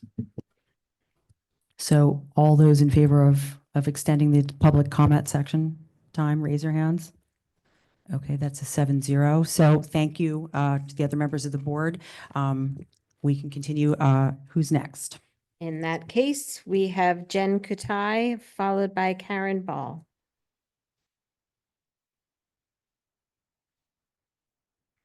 Is Jen online? No one's standing up here. Okay, so if she comes back on, she can let us know, but I move on. Okay, in that case, Karen Ball, followed by Alexandra Stevens. Just to reiterate, everyone has 3 minutes. I can interrupt you with a 30-second if you like. I've been told to behave. I promise. Thank you all. I'm Karen Ball, Library Media Specialist at GHS. I've worked in this district for 29 years, 20 as a Library Media Specialist at the secondary level. The cuts that we have to make must preserve staff to continue to give our students the support and the instruction they need at all levels. Our library media centers at the secondary level have been decimated in the last 5 years. Media specialist positions at the middle school were cut by 50% to elementary school levels. Now they are all facing a 50% cut in their desperately needed support staff. The work to maintain and run each library is not going to go down by 50%. That will not change. The available time to support students and staff will. This cut will affect students and student learning, staff and collaboration time at every school K-12 across the district. At GHS, we are averaging 800 student visits every day, 800 kids a day. Our media specialist positions were cut by 25%. We lost a media specialist at GHS. We now have 3 for 2,600 plus students. Supervising the library space from 8 a.m. to 3:15 p.m. requires 1.3 full-time positions. That leaves us 1.7 positions to work with staff, students, classes on research skills, independent reading options, and manage a myriad of requests for collaboration, research, and assistance from staff and students. In every direction, our days are filled with wonderful interruptions from our kids, and we love supporting them, and we love supporting our staff. We are stretched to the hilt. We have had to reduce direct research skill instruction time with our sophomores for sophomore research project. That is a graduation requirement. We used to get to 100% of them. Now, we've had to cut that by 70% in direct classroom instructional time because of how we're scheduled and how we have to work. With the media assistant cut that just went through, we will not be able to maintain our before school hours and current schedule. We have had to cut after school hours. We have had to cut 30 seconds. other things. When you cut the support staff, understand the work they do and the supervision responsibilities do not go away. The time necessary to do that has to come from other places, forcing choices that absolutely impact students and learning. Our media assistants are our extra eyes. They are our extra trusted adults in the media centers. We need them. We need you to reconsider that cut. You can do it. You have the power to do it. 3 minutes, I'm sorry. Thank you.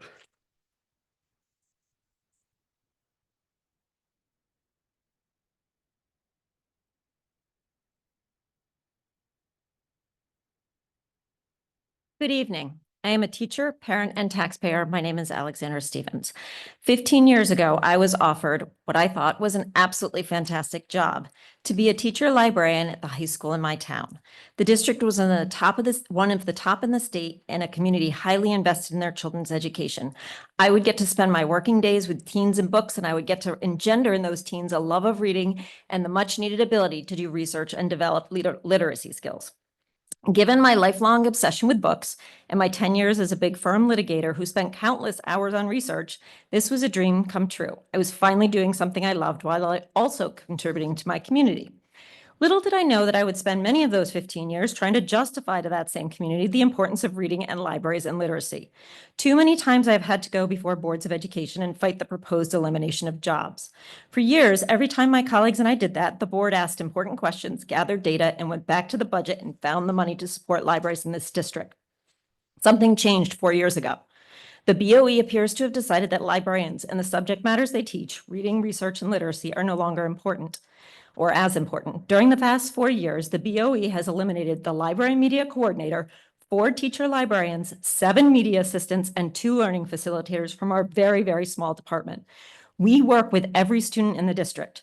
13 media specialists and assistants, nearly half of the whole department, have received the district's Difference Makers Award in the past 7 months. And yet the cuts continue, with 2 of those difference makers being given pink slips this week. These ongoing cuts have been devastating to our delivery of services to your children. And what about process? Despite being dated 2 days earlier, the document detailing these cuts was not posted until after last week's meeting ended. This suggests a lack of transparency, a lack of regard for stakeholder input, and a real lack of fairness to my colleagues who were let go yesterday. You spent just a few moments discussing these cuts and relied on 1 paragraph and 1 letter from 1 union for support. There was no meaningful student input, teacher input, parent input, building administrator input regarding what the impact of those cuts would be on students and instruction, something my union specifically asked you to study before considering any of those cuts. Tonight is opening night of The Little Mermaid at GHS. My son is a senior and he earned the lead role, something he has worked toward for the past 12 years. And I'm not there to celebrate with him, to celebrate his achievement. Instead, I'm here once again trying to convince you that libraries and their staff are integral to education in Greenwich. This shows you how much I value the people and department you have cut to the bone.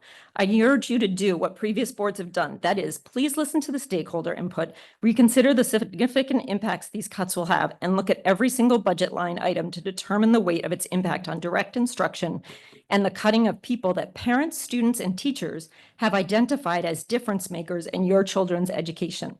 And then I'd urge you to bring a motion for reconsideration and vote to rehire these essential personnel, these difference makers you voted to fire last week. Thank you.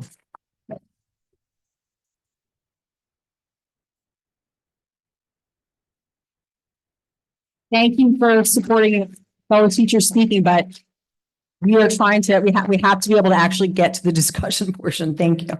Lindy Lillian, followed by Karen Gilder.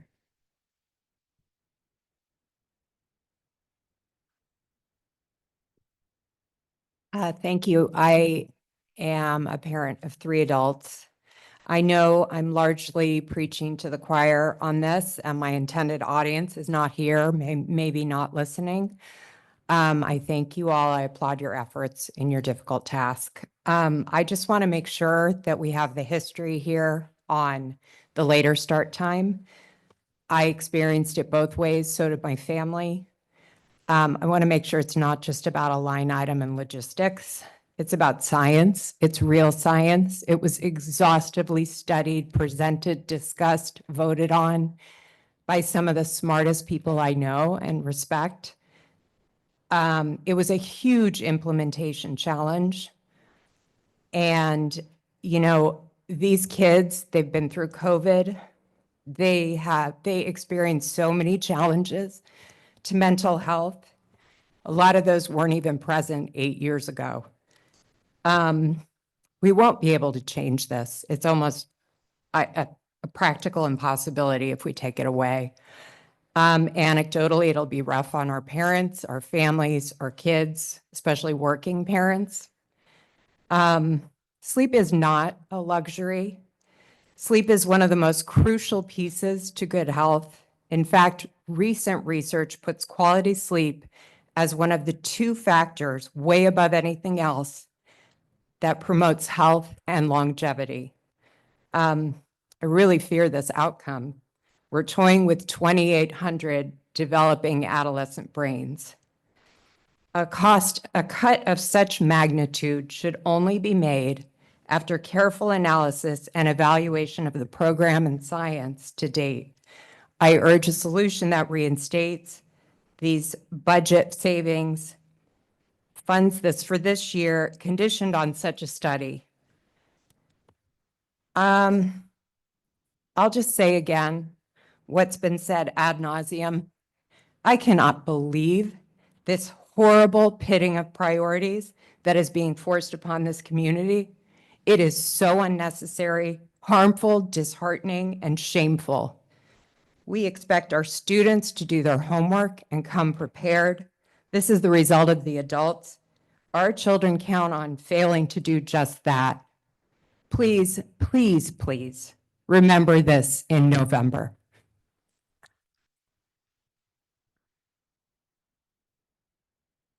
Next up, we have Karen Gilder, followed by Janet McMahon. Good evening, and thank you so much, especially for giving us this forum tonight. My name is Karen Gilder, and I am the media specialist at Greenwich High School. A media assistant, sorry. I want to speak to a statement that was made last meeting, specifically with when Dr. Jones mentioned that GOSHA and GEA supported these changes. This caused a major brouhaha throughout the community when that comment was made. GOSHA and GEA have since tried to clarify what they meant. But the bottom line is, the leadership in the schools were not asked to comment on the impact of these cuts to their programs. It did not happen. It didn't happen even at the grassroots level. I also want to speak to the timing and the last-minute inclusion of these staff position reductions. It seemed disingenuous, and I'm sorry to say suspect, especially given that the layoff letters were sent out yesterday afternoon, just one day before the board was scheduled to finalize their vote and to give everybody a chance to speak to those. Our department has been decimated. If you asked me who at Havemeyer has responsibility for media, I couldn't tell you. I've been here 16 years. I am the face of the media center when you walk in the door. Dr. Jones, I don't think you would know me from a hole in the wall. It's just a fact. I have never met you. I have never had a discussion with you. The only person in Havemeyer on staff that I knew was Ann Carabella, and she's gone. I want to ask one question. Anybody here that is still here that's in a media department, can you please stand? I just would like you to see the faces of people that have been ignored, and not by any force of your own. I don't know who is in charge of media at Havemeyer. I will tell you that building leadership has come up to all of us to tell us how important we are. We are the nurturing, student-facing people that are non-disciplinary, that your children come to on a daily basis to find comfort and peace and just a semblance of acceptance in a school, certainly in the high school, which could get overwhelming. There's a problem. And I asked Dr. Jones this the last time. 30 seconds. The last time we were put on the, I asked you to come and talk to us, to do a postmortem. It never happened. You don't know what we do. That's all I can say.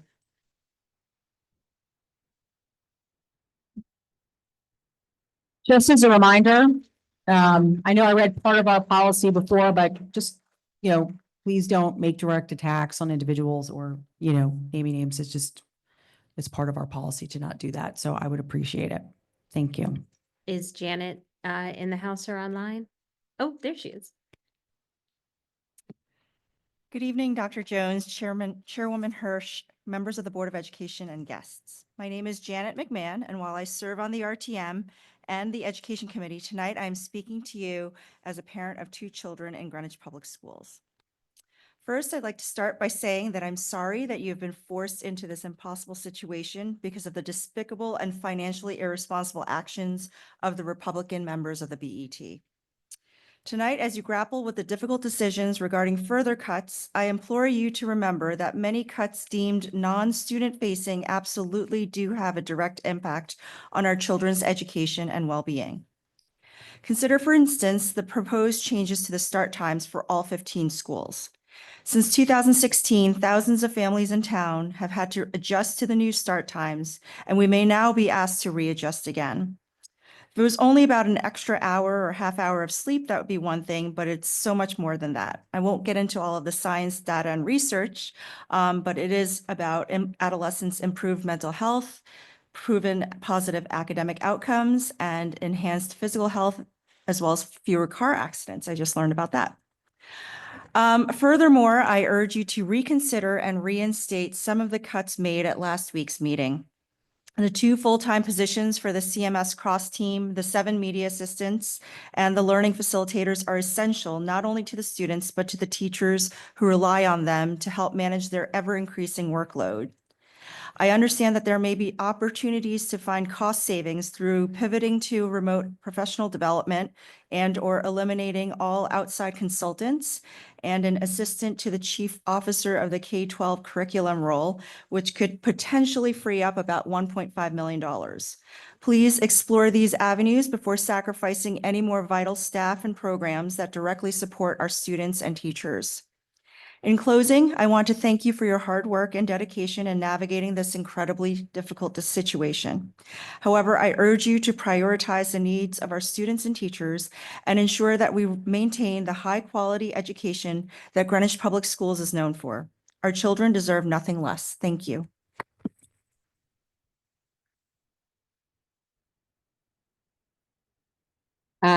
We have Kimberly Pennings, followed by Kira Mistretta.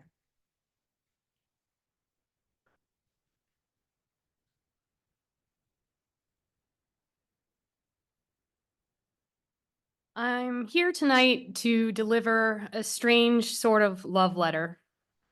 I love my job. I love my students. I love this town. And I'm grateful for the hard work of the Board of Education, what they have done and they are about to do. I'm up here tonight not because I think it will change things. I'm too discouraged for that because of what has already taken place. But I think it's important to be part of the record and a witness to what is being done. As a tax-paying resident of Greenwich, as a parent of students, and a teacher at GHS, I don't see the value of these cuts. I see the continued slow death by 1,000 cuts. We all know that the teaching profession relies on a lot of free labor, and it is my free labor that will make all these cuts possible. I and teachers like me will directly bear the costs. I run the Critical Discourse Club at GHS for an hour on Thursdays after school. I used to have flex times for running a club, but now I do it for free because I love your kids. I run the National English Honor Society with 157 members. I do that for free because I love your kids. I assign essays every 2 to 3 weeks regularly as preparation for the AP exam. Essays on which I should only spend 5 minutes grading each, but I often spend at least 10 because I love your kids. I grade after school and on weekends for free because I love your kids. Schoology was just cut. I need to transfer materials, a process which will take weeks and which I will do for free because I love your kids. My own 2 children say, "You love us too, but you work all the time." Tonight, I'm missing my daughter's first high school performance on opening night of The Little Mermaid so I can be here to stand up for your kids. I'm really tired, but that love for teaching your children is sustaining me. I don't have room in my life to take on the portion of the learning facilitator that will inevitably become mine as responsibilities are passed down the ladder for me to do for free. I've watched the BOE choose not to cut English teachers, but just quietly not hire replacements when they retire, resulting in the quiet growth of my class sizes and the quiet loss of my free time as it gets quietly eaten by my free labor. I have near perfect attendance, by the way. I took 1 day off this entire year because I was too ill to get to work. 30 To seconds. Fly to Italy as we were publicly accused of doing, but as I lay in bed, I was still grading essays because I love your kids. And I would do that again.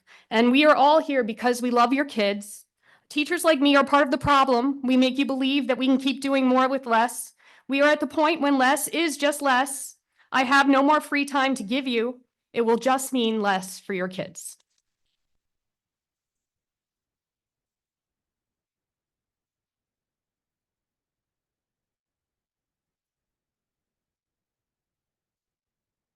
Guys, I appreciate your support of one another, but we really, thank you. Hi, my name's Kiara Mistretta. I'm a GHS class of '99 graduate and a GHS faculty member since 2008. I've worn many hats: English teacher, assistant dean, ESL teacher, STARS interventionalist, just to name a few. Having worn so many hats, I have a unique perspective on our school and its needs. Revisiting start time now is fraught. In 2017, we rightfully listened to the science on adolescent circadian rhythms and moved to an 8:30 start time. But today's nonstop smartphone and social media use fragments sleep, erodes focus, and fuels daytime fatigue, no matter how late we start. New studies show screen use delays sleep onset and disrupts rest, leaving students chronically tired and distracted. This is certainly worth further research and problem solving. Anecdotally, the second class after lunch block is more challenging to engage than any 7:30 group of sleepy students I ever had. I appreciate that you're keeping the house teams, which support students as they navigate such complex issues as the fallout of tech and social media overload, as well as the lingering pandemic stress. I can encourage you now to consider that the Dean of Student Life is critical in containing, managing, and supporting GHS's toughest conduct and discipline challenges. As an English teacher, I coached students to hide all their hard work behind beautiful essays so it looked effortless. Our Dean of Student Life hides all the hard work, makes it look effortless. Tonight, you choose between a 7:30 start time, saving just over 2.5 million, and a 7:45, saving just under 2 million. That 15-minute gap is $543,845, or $36,256 per minute, which is pretty steep considering it leaves the door open to cuts like the Dean of Student Life, LFs, media assistants, roles that quietly keep classrooms and learning running smoothly. Thank you. Next up, we have Kara Peters, followed by, okay, cool. Amy you. Whitehouse, followed by Rolly Argawal.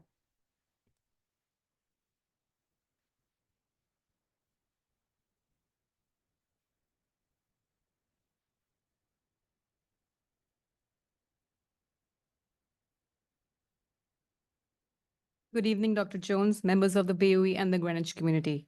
My name is Roli Agarwal, and I'm here speaking on behalf of the International School at Dundee PTA Executive Board. We all watched on decision day as the BT made the budget cut and forced your hands to make some difficult decisions. We watched our discussions and even empathized with the situation you were being forced into.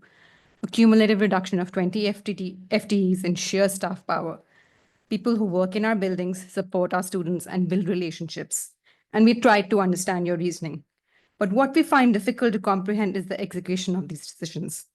Our media assistant has been completely cut away from our school and moved to 2 middle schools.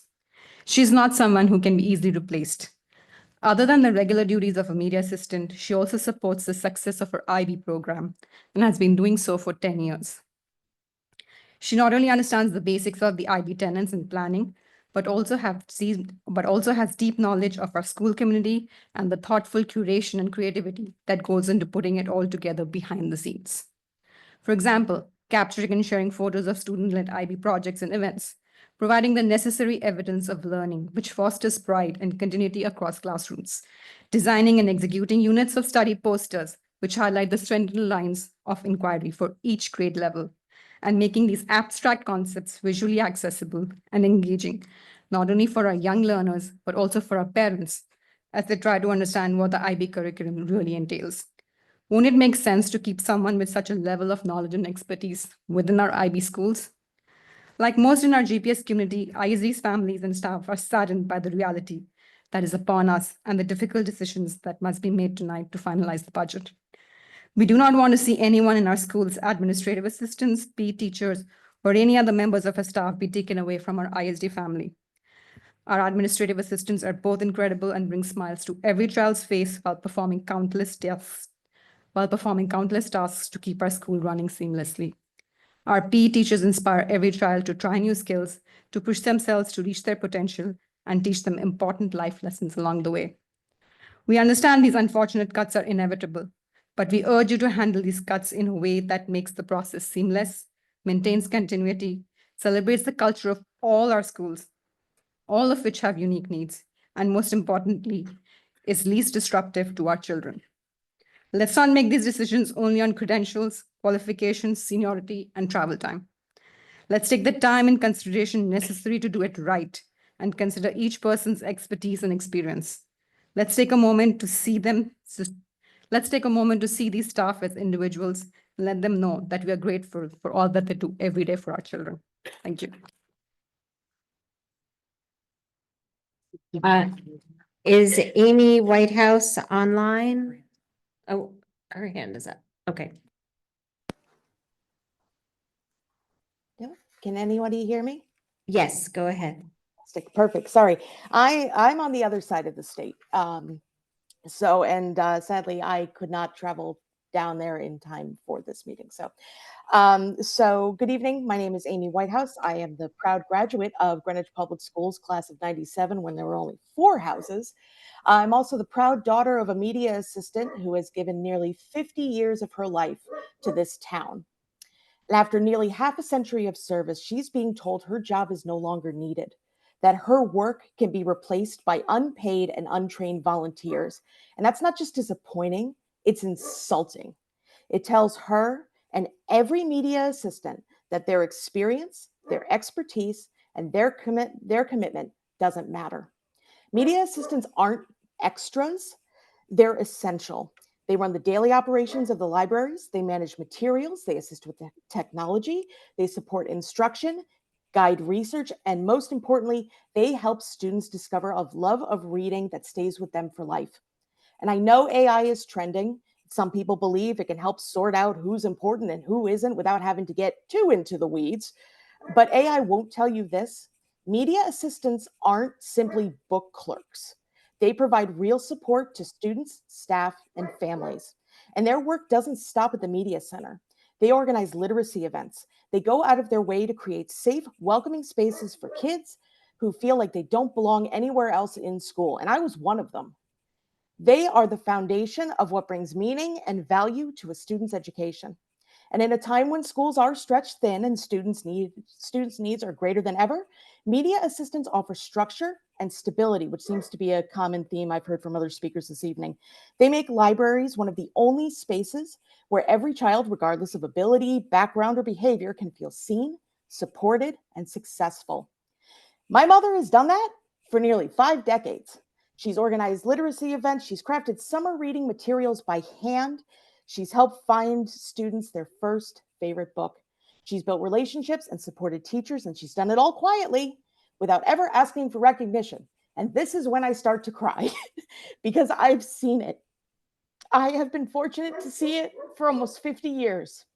She has shown up for this district through curriculum changes, through budget cuts, through technology overhauls, and her own personal loss. She 30 continued seconds. to show up. Thank you. For students, for teachers, for the integrity of public education, and for the amazing school system that I was proud to be a part of from kindergarten through senior year. And now the message to her is, you're replaceable. Not just that, you're replaceable by any random volunteer the town can find. I urge you to reverse this decision, not just for my mother, but for every media assistant who has quietly kept your schools running for years. These are the people who matter, and it's time you showed up for them. Thank you.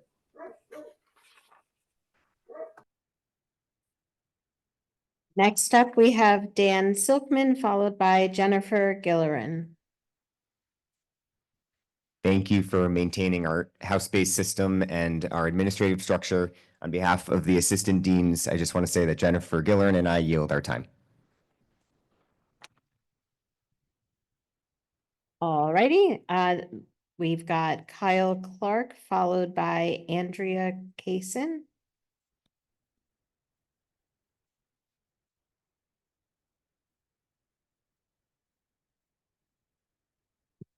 Is Jennifer online? Raising her hand if you're there. Oh, Oh, she's coming. never mind. She's here.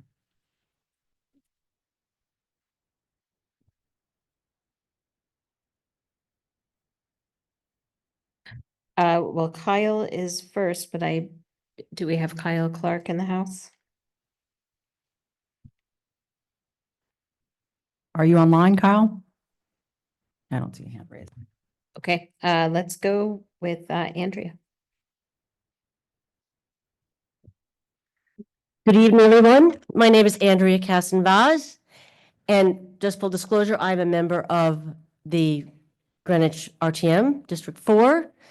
But We are media assistants, and many of us are losing our jobs. The cuts to the positions and the plan for each media assistant to cover 2 schools will drastically diminish the service and support of all the library media centers in all the schools. I am an elementary school media assistant, and I love my job. I've been doing this for over 15 years. My job title, media assistant, sounds like something out of a bygone era. My 15 colleagues and I that work in this position with Greenwich Public Schools do so much more than checking books in and out. We are specialists in logistics, inventory control, organization, and communication. We work directly with students, and we see every student in our schools. We are a forward-facing position. We help everyone.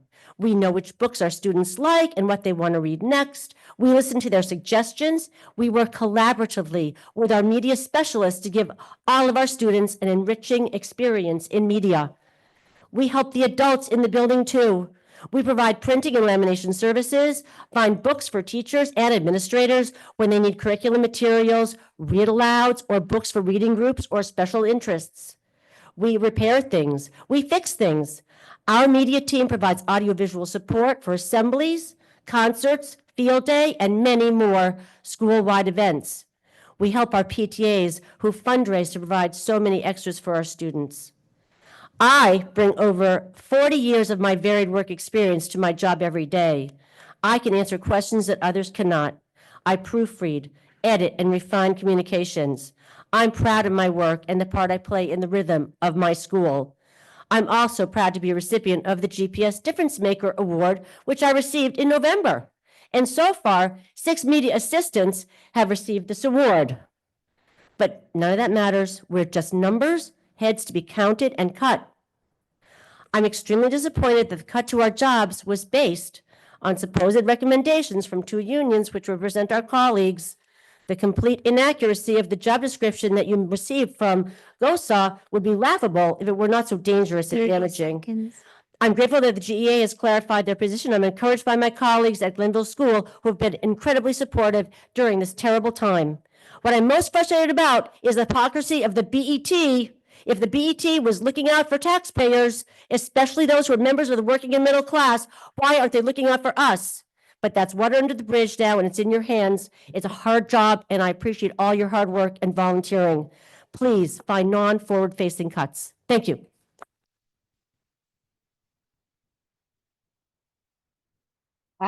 Next is on Danielle Nash, followed by Audra O'Donovan as our last speaker.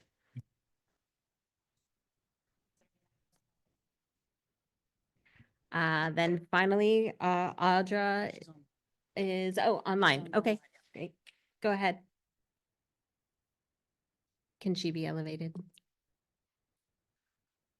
Okay, she's been elevated. Hello. Go for Audra. Can you hear me? Yes. Hi, my name is Neva Donovan, 10th grade GHS, and I'm asking you to not move start times forward. As a competitive athlete and a student with a learning disability, it is crucial for me to get extra help in the mornings. Me and many other students across GHS need these early morning support for extra time and for extra support. When I have these supports, I am able to succeed, but I need the BOE to ensure that me and other students have this opportunity to succeed. This is vital for special education students. By choosing to move start times up, you are choosing to put special education students at a further disadvantage. This is detrimental to an already disadvantaged group. This isn't okay and shouldn't happen. I urge you to consider our special education community by not moving start times forward.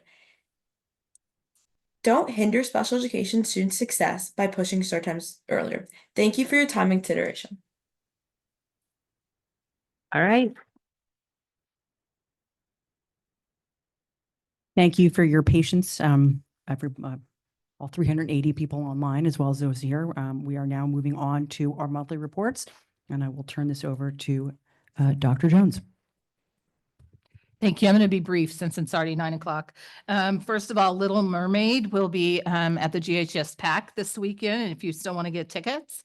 For people who have been wondering about summer school, the bridging classes will be coming out. That all of that's getting organized right now. And the last thing I'll mention is North Miamis will be celebrating their 100th year, and they are doing alumni tours on May 30th that will be led by students. So if you're an alumni, they're happy to come and give you a tour. That's it. Okay, thank you, Dr. Jones. Next up on our list are reports of officers, committees, and liaisons. Does anybody ever have a report? Committee? Anyone? Bueller? No? Okay, well, it sounds to me like everybody is ready to move on to action items. So just as a reminder, we have, policy on conduct, so please, keep your cheering and booing if you have any to a post-meeting discussion. Next up on our agenda is the acceptance of the GHS entryway project. And I'd like to invite Stephen Walco, the chair of the committee, forward. And while he's walking up, I'd like to make a motion to accept the GHS vestibule building project as complete. Second that. Okay, thank you, Kathleen. Now, floor is yours. Good evening. I just have a short 75-minute presentation, if that's all right. Fantastic. Did you send slides? I did. Good evening. Just very briefly, as you may recall, the entranceway project, the town appropriated $3.5 million for that. I'm here to tell you that that project was in fact finished on time and under budget. In fact, we have about $100,000 that we hope to be able to return to the general fund once all I's and T's are dotted and crossed. We've received about $487,000 from the state, and that's out of a total of $600,000 that we still hope to get once we make the final submission to the state and they do their audit. So probably won't be for some time. But again, this is a success story both for the Board of Ed and for the town in terms of a project that came in on time, under budget, and is doing its job. So we're here to turn the building effectively over to the Board of Ed. Thank you. Does anybody have any questions?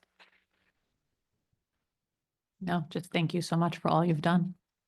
I was going to say thank you for your strong and forward-minded leadership of that committee. And as a partial member of that committee, because I only came on part of the way through, we are where we are, on time and under budget, due to your leadership. So thank you. Thanks. And with that, I'd love to make a motion, to take a vote on the motion to accept this. All in favor? Wendy? Oh, perfect. 7-0. Thank you. And again, thank you for your time in leading that building committee. So I will move on to the next action item of the BET reduction from the FY26 BOE operating budget.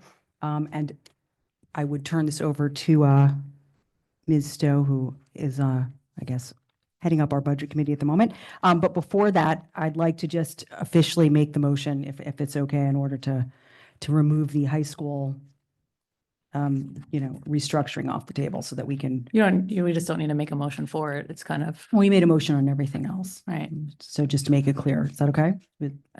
Sure, I think, I guess, sure.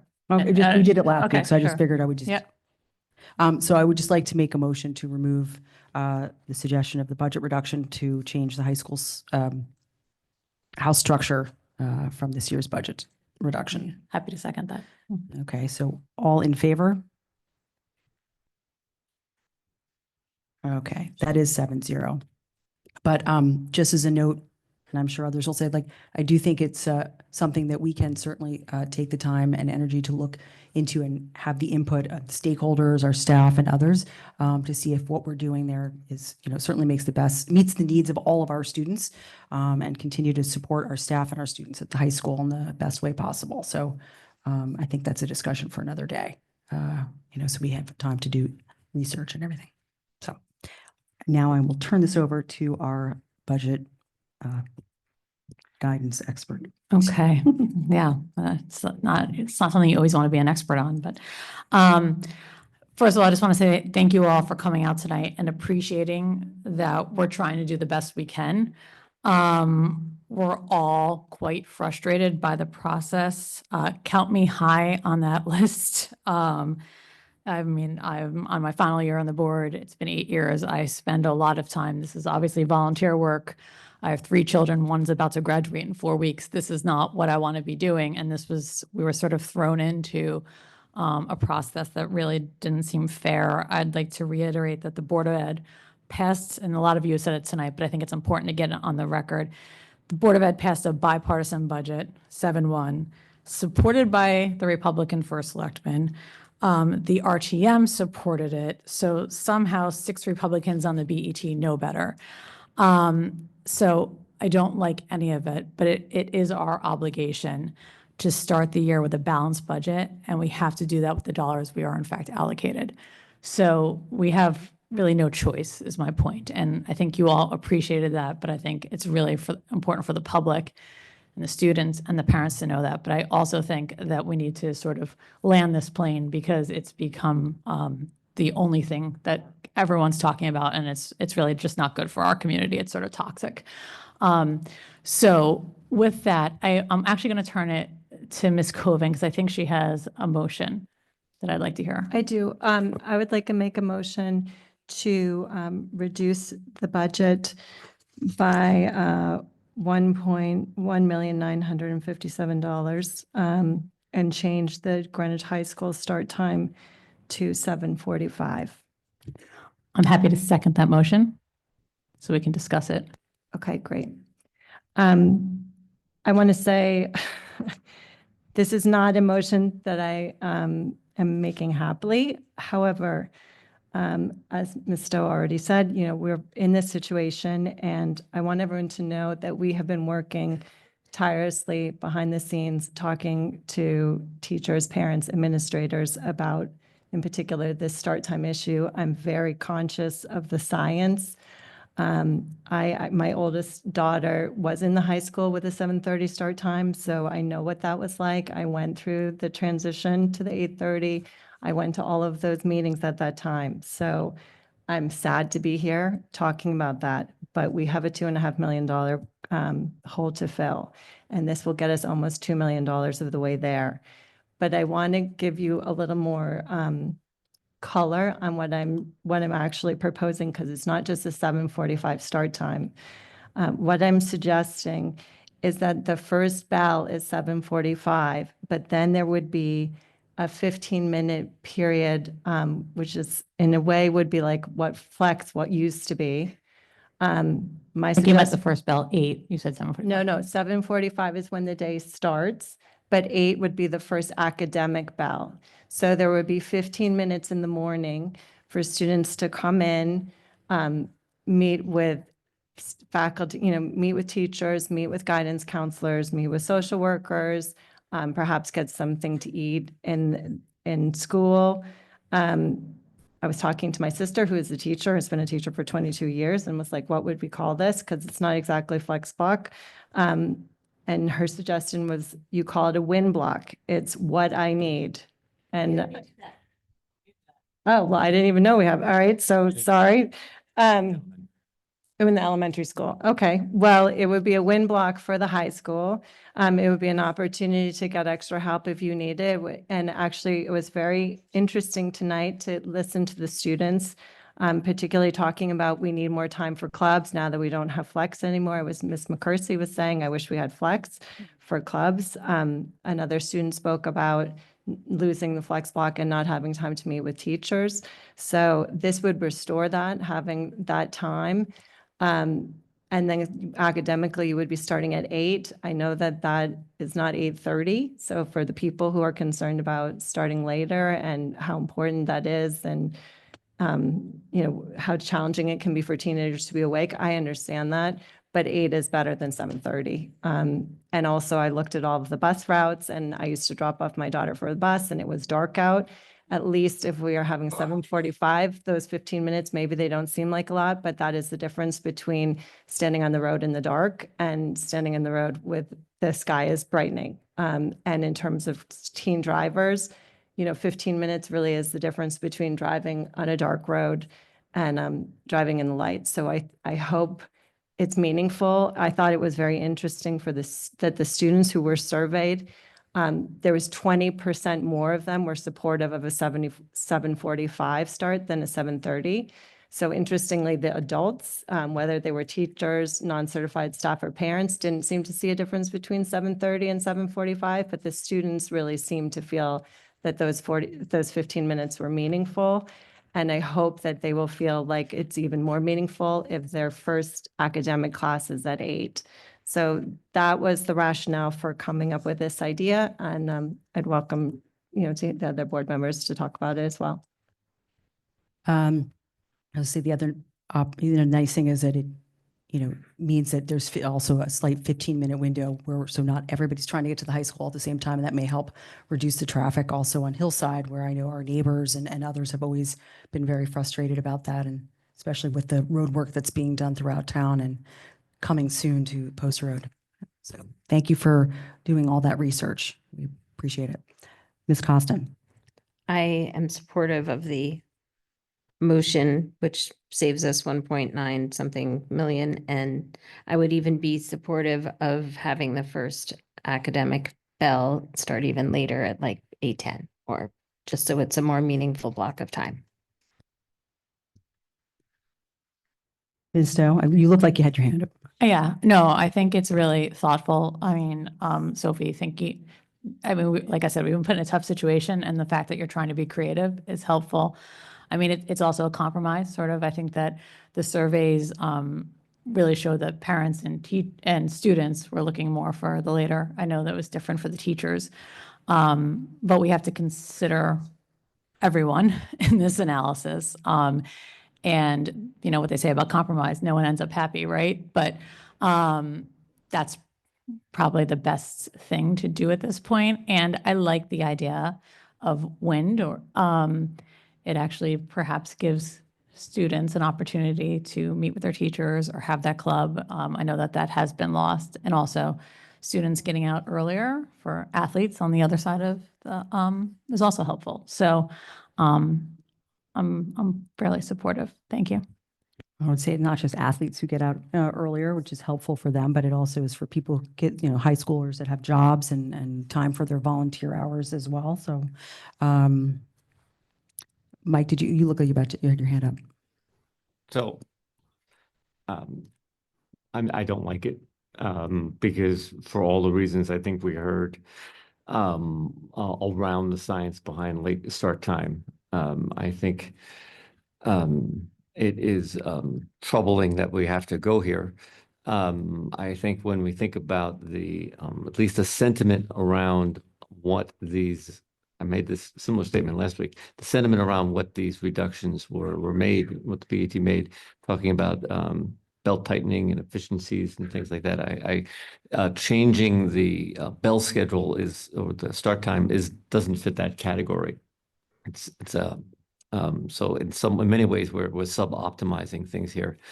The one silver, now that said, though, I think it's very creative, and I think the more we can do, the more we can push it back, the better. One thing I think we need to be cognizant of is that the students that it's still students taking the bus, which it's still at 7:45, right? You don't have an option there, right? So you say 8 o'clock, or we say 8:10. If you're on that early bus route, you're on that early bus route. And that likely disproportionately affects students in certain socioeconomic areas that can't drive themselves or can't rely on someone to drive them. So I think this is probably a compromise that unfortunately might disproportionately fall on certain populations in town. I will say, at the same time, the one silver lining here, which I don't think we realized before we started talking about start time, I pointed this out last time too, is that our 3 Title I elementary schools for years have been starting half an hour earlier than our other elementary schools. And under scenario 6 here, their start time moves from 8:15 to 8:30. So those kids get an extra 15 minutes, which is a silver lining in the compromise. Okay, I see Wendy's hand up and then Sophie. I was just going to say that I think this is a good compromise. I think that, I think that it could help relieve the traffic, as you stated, Karen. And I think that 8 a.m. or 7:45 is better than 7:30. And I like the creativity of the flex block. I was the only one that voted against removing the flex block. So I think that it would be nice to get it back, because I think, I think the students did miss it. And I think that maybe if we could increase the timing to 8:10, like Laura suggested, I think it would be more meaningful for the kids to go and get extra help. I don't know if there's so much that you could do in 15 minutes with a teacher by the time you unpack what you need to go over with your teacher. So I'd be supportive of moving it even later to 8:10 or later. Thank you, Wendy. Sophie, and then Dr. Jones had a comment as well. And then I see Jen's hand up after that. I just wanted to respond to Dr. McCanty-Antonini about the sort of equity question about the buses, because I actually looked at all the bus routes and talked with Dr. Jones about bus utilization. So really buses are used throughout the entire town by, I mean, I didn't get more granular than that, but there are buses coming from every single area of town. So I do think that kids of all, from all backgrounds are taking the bus. I wouldn't have been in favor of this if I thought that it was going to disproportionately impact our most needy kids. Dr. Jones and then Jen. Yeah, I think if we're going to pass this, what I would recommend that the board do is to just pass it and then let the staff do their work, because we have teacher wraparound time. And I'm not sure, I don't want to speak for Principal Mayo. I don't know that he wants, the students are going to get dropped at 7:30 because they always come 15 minutes before start time. I'm not sure they would want 45 minutes of just the entire high school roaming around. But I think we can figure it out together and figure out the wrap time and what it looks like. And just as a reminder, we were asked to look at an 8 o'clock start time, but we can't do that, which means they'd get dropped at 7:40 for an 8 o'clock, because it pushes elementary after 9. So it's just, we're a large system and it's a complex busing transportation mechanism. Jen? Yeah, I actually was going to kind of speak to what Dr. Jones just spoke to, that if scenario 6 with the 7:45 start time, and I would support that. I like that beginning flex or win or whatever the title will be. I think it offers a lot of potential for students, either to get help, clubs, etc. And they would be getting out on the earlier side, but there would need to be like a little deeper dive on how to do that. And I think the schools, along with administration, would be able to guide that in terms of minutes and blocks, et cetera.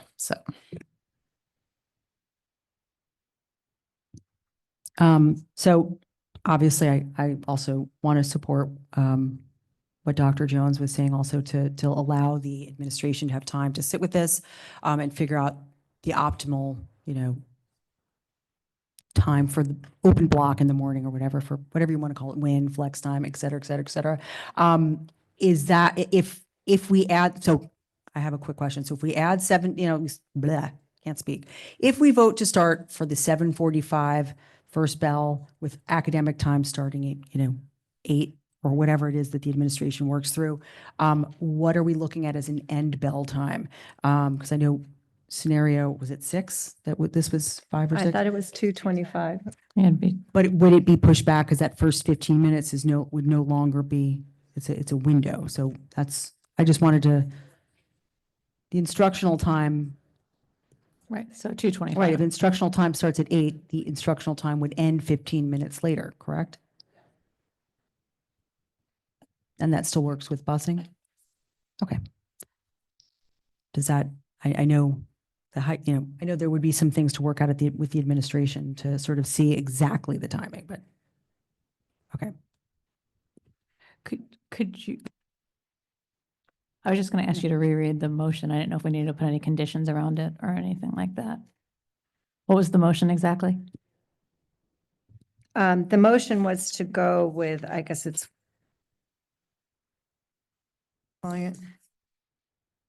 scenario six. Thank you. Scenario 6, which is a start time of 7:45. But the first academic class would start at 8 o'clock. Okay. And it was for $1,957,842. Good. Mike? I just wonder, before we make any decisions, we heard a number of other suggestions this evening that I know we have talked a lot about ad nauseum, both behind the scenes and in public, but particularly behind the scenes in certain committees and things.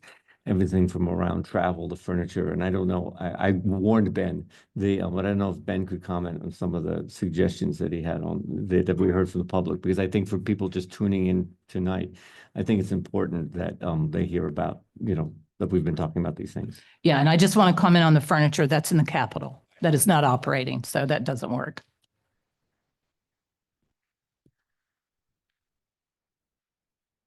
Yeah, on the capital, certainly you can't commingle operating budget and capital. The appropriation before you is just operating. So as Dr. Jones says, that doesn't work. I think it's important to note when you look at all those object codes that have been referenced, whether that's travel or professional development, the district, we budgeted over 2.8 million for the per pupil allocation to the schools. Some of those line items are budgeted in the per pupil allocation. So when you look at it, it's not just a district expense. If you start cutting those expenses, you're cutting directly at what the school administration has budgeted for to run their school. So it's not as easy as just looking at the line item saying that's a district expense. You really have to dive into it. Some of it's program expensing at the district level, but also the per pupil allocation. Sophie, did you have a comment? I guess just one last thing I wanted to say was I talked to people at other schools, and this is also something. So Brunswick has this model from 7:45 to 8:15, and I think Greenwich Academy has it as well, and also GCDS, and I know Darien High School also has something like this. So this is something that's happening in the region, just for what it's worth, as well.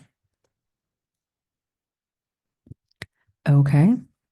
Did you have something else you Just to wanted put a fine point on it, without putting Ben too much on the spot, Ben, you didn't hear anything tonight that we haven't already tried to chase down, have you? Unfortunately not. Okay. Does anybody else have any discussion, comments?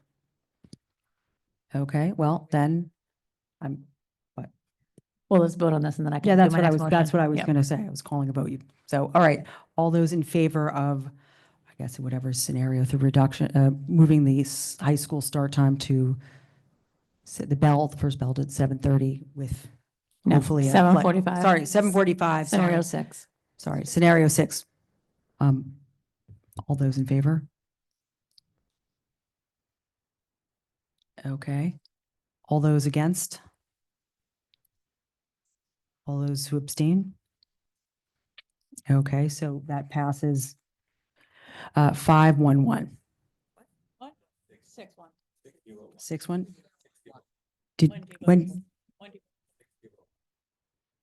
When did you voted in support of this? Right, so, I did. I voted in sorry. support. Oh, you support? I saw your hand at the end. So abstain. Okay, 6-0-1, my bad. Sorry, I thought I saw your hand up when I said abstain. Thank you. Okay, can I make the next motion? Of course. Okay. I'd like to make a motion to reduce the budget by the remaining $551,469 at Dr. Jones' discretion, which might include reductions of the substitute budget or outplacements or any combination thereof, with the condition that there are no additional FTE reductions. I'll second. Would you like me to give some insight? Sure. Can you repeat that number? Can you repeat it? Yep. I'm making a motion to reduce the budget by the remaining $551,469 at Dr. Jones' discretion, which might include reduction of the substitute budget or outplacements or any combination thereof, with the condition that there are no additional FTE reductions. Yeah, but you repeated it. Thank you. Now I knew you wanted to explain. So the reason I'm putting it out this way is that we've heard a lot of ideas tonight, right? And I know that Michael Joseph, you were good enough to point out that we have analyzed all of those ideas, but I'm not saying we're perfect, right? And so this gives an opportunity for further analysis. And the reason I also suggested just 2 of those ideas, just so you know, it wasn't without thought.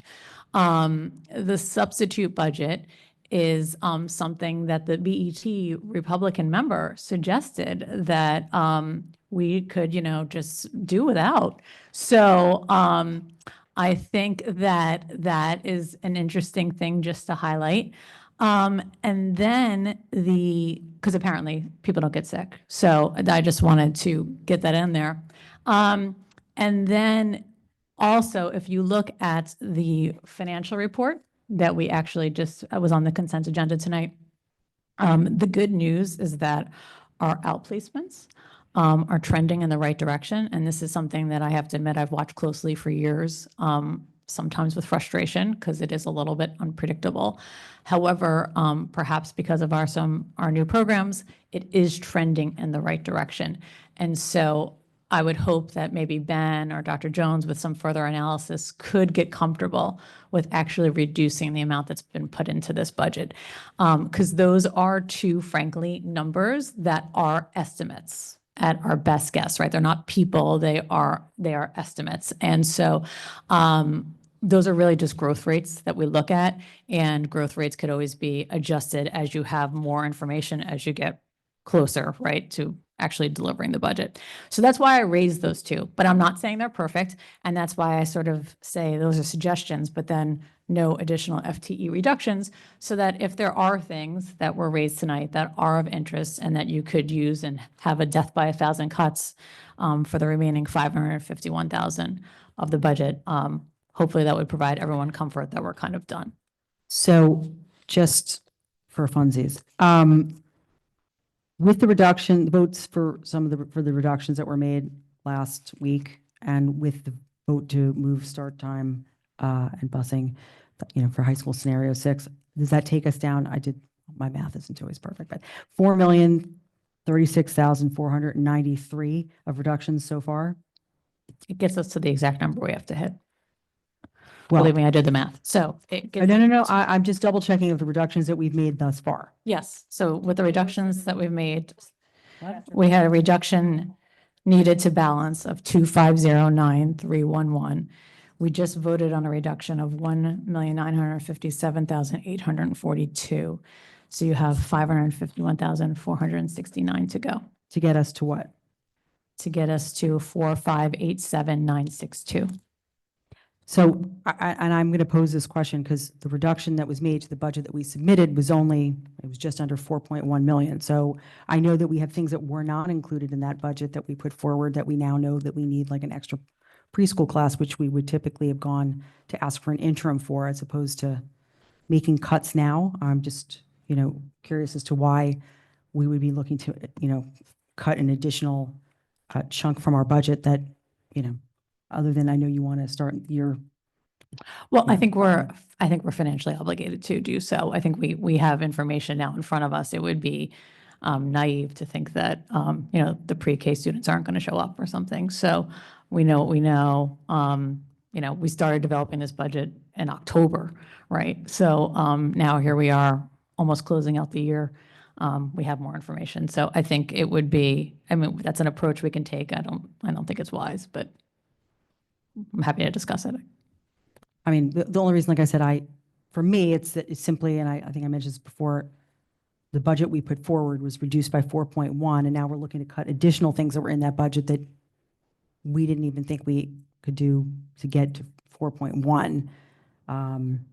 And like I said, traditionally, we would have asked for an interim for these funds. So we would have been further added back. Well, we wouldn't ask for them in the future year, right? That we're not in that year. We'd have to wait till we got to September. And then the issue is that we have to, you know, put out teacher contracts now, right? I mean, I'll let Dr. Jones answer this Yeah, so I mean, properly, but you can't sort of wait until you get to September and then ask for the money when you're in the budget year.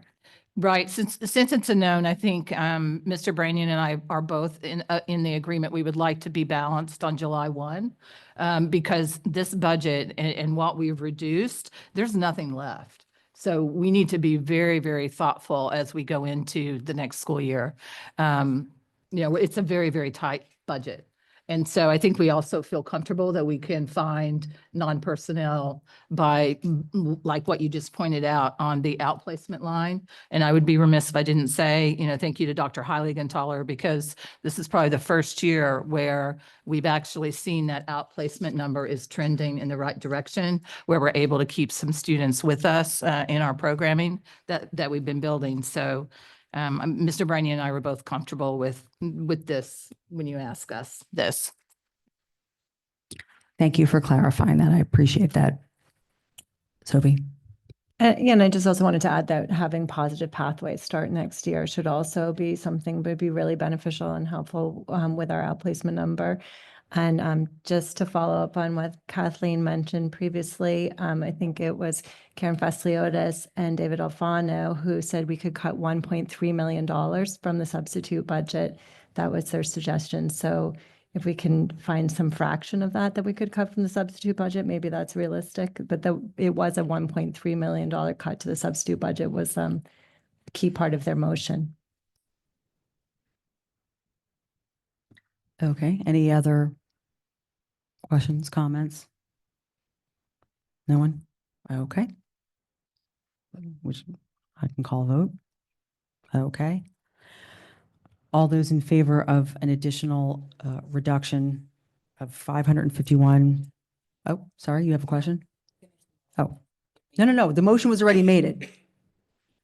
Oh, I was just saying, the motion was to reduce the budget by the remaining $551,469 at Dr. Jones' discretion, with the condition that there is no additional reductions to FTE, correct? Yeah, I threw in suggestions, but Yeah, they're of no matter. Right, no, I just, yeah. Yeah. Okay, did you have any other? I'll let Kathleen remake her motion then. Motion to reduce the budget by the remaining $551,469 at Dr. Jones' discretion, which might include reduction of substitute budget or outplacements or any combination thereof, with the condition that there are no additional FTE reductions. Okay. So I guess all those in favor of this, open-ended reduction, please raise your hand. Open-ended cut. All those not against, all those against? Okay, so that passes, I guess, 6-1. Yes, Dr. Jones? I do just want to note, because we have so many people online watching, and as a reminder, we build this budget, we're already working on FY27 right now. So when we build this budget, it's in the summer months, it's September, October, I present to you in November. So things like outplacement, we have no idea until we get farther along in the year. So we're constantly watching it. That's why these ideas and the financial report, why it wasn't brought up 4 months ago, because that's not where we were. So I just want to remind everybody, the budget process is very, very long. Okie dokie. Well, are there any other additional No. motions, comments, or Not at this statements? time. Well, I will just make a quick comment in saying that this was probably the most difficult, I'll call you after, most difficult part of discussions that I've ever been participatory in, and as a member of the Board of Education, or had to be witness to, I guess, in all my time advocating for our students and staff. And so I I appreciate all of the input that we've received from members of the community on suggestions and ideas, for taking the deep dive into our budget items, because, you know, that's a heavy book. It's a nice doorstop for you. And also, you know, for our staff, for our students, for coming out, for speaking up and advocating for the things that are important to them, about the things that make Greenwich Public Schools so special and so unique and such a wonderful place for our children to learn and grow and become adults. So I just really do want to thank the community for coming forward and speaking up and being involved. It's is as much as this was a difficult task for us and heartbreaking in many ways, I think having the support of our community come forward and speak and advocate for what's important to them really was a very special moment, at least, you know, for me. Can't speak for everybody, but I would hesitate to say probably for the most of us as well. Laura? I had a couple motions and they may fail, but I'm going to make them anyway.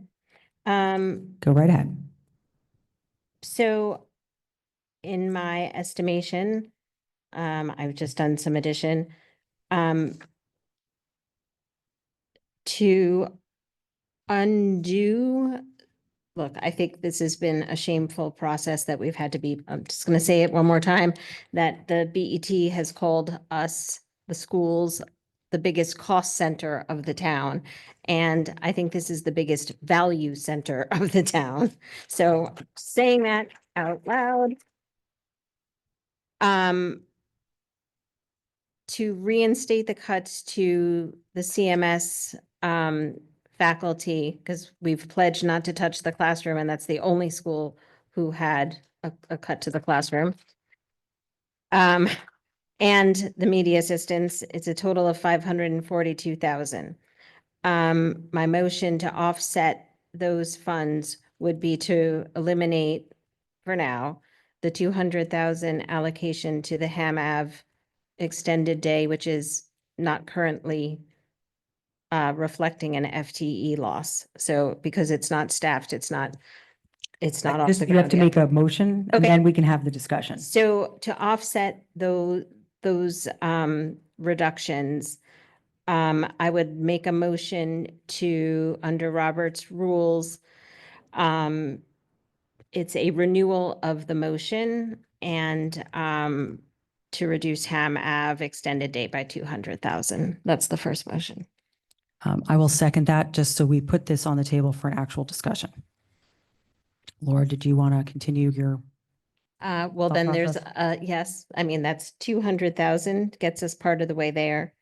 And my further reduction to offset that expenditure would be staff laptops at 225,000.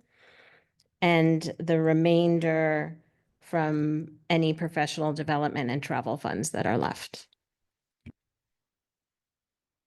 So I think first you'd have to take up the motion on Ham Ave, which, you know, failed before, but I'm going to renew that motion. Sorry, point of order. I don't want to be difficult, but I actually think under Robert's rules, you need to get a majority vote to bring back. Not for this. Yes, you do. Actually, I'm going to ask Michael Antanasio about that, or Ben, but in fact, I'd argue you need 2/3 of a vote. I don't want to be difficult, but it's precedent. So since these were things that were already voted on, because think about it, otherwise you could just keep relitigating everything. So, Yeah, but that's, I checked Robert's rules. I okay, let's gave you ask all somebody. the- So, I don't know. Mike, if you're there, can you confirm? Happy to hum along with. I would have to look it up. I do not have that information in front of me. I apologize. I believe Branyan might have that. He usually has the book as well. If it's a non-agenda item, you can take, you need a No, to add 2/3. something to a non-agenda item, it's 2/3 vote for sure. But that this we can has do. already been a motion that the board has taken up and dispensed with. I'm asking for the renewal of the motion, and that's what's allowed under Robert's rules. I am going to have to disagree, but go I'm ahead. happy to hum So- some tunes while Ben and Mike look this up, if you'd like. Da, da, da, da, da, da, da, da. No, I'm sorry, no. I was going to provide some, I can do a little tap dance while we're waiting, but I'm sure nobody wants to see that either. I can try to take a quick look as well, but Ben and or Mike, are you guys taking a quick look? Yeah, my understanding is absent advance notice, which in my world, that means on the agenda, it would require a 2/3 vote of the members present to add it. Not for this, not for this. If, when my next motion, I did need to provide advance notice of, which I did to the whole board. It depends on how you define advance notice. It usually has to be actually a public notice. I'm sorry to be difficult, but it's like very important no, that I you mean, follow it- the rules as it relates to Robert's rules. Otherwise, you could have people doing things that are really run amok at I'm times. not disagreeing with either of you. I did not look at this in advance to know. My motion to amend required me to notify the body of my intent to make the motion. Well, I mean, it can, but if I, don't think so. you know.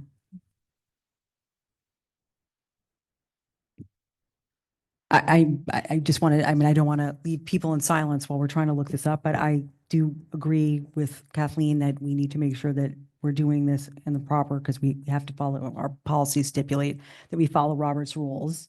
And, you know, this is an unusual one in reopening a vote. So that's okay. If you all would bear with us for a few moments of silence, I would appreciate it.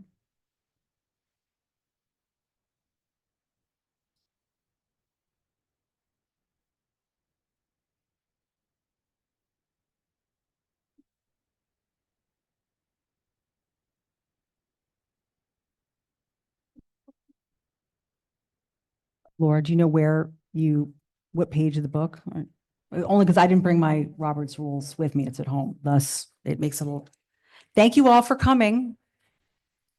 I checked it out of the library.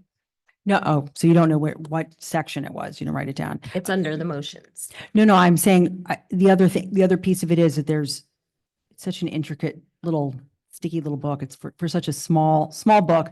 I think there might, and I may be remembering this incorrectly. I don't know if there's a difference between reopening a discussion and a vote during the same meeting versus at a different meeting. Does that ring for anybody else that's spent a lot of their time digging I through Robert's couldn't rules? make a motion to amend because that would have had to be done at the prior meeting or at the very meeting where this happened.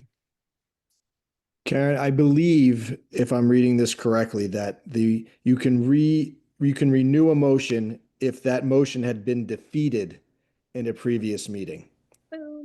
Has this motion was the original motion to remove this and she's asking to relitigate that motion? Or are you asking to, It's a renewal of the previous motion that failed. did that motion fail or did that Yes. motion pass? It failed. Which one? No, it passed. It passed. The Ham No, Ave one? cutting Ham Ave failed. Cuttingham Ave failed. Then it is acceptable to, if it failed, you can do it. As long as it's at a future meeting and this is a future meeting. We didn't vote on that, but we voted on the other half of we did vote on, And those didn't fail. So the Yes, it's- Hamilton so- Avenue one was withdrawn and the other ones didn't fail. Yeah. Oh, so I can make a new motion. I'm doing mental gymnastics in live time. so then it's not, yeah, I mean, so it's not reopening a motion because we withdrew the motion I thought before. Sophie Ham was Ave. the only one who voted for removing it. I thought it was withdrawn, but let me double check. I'm going to go back and read the minutes.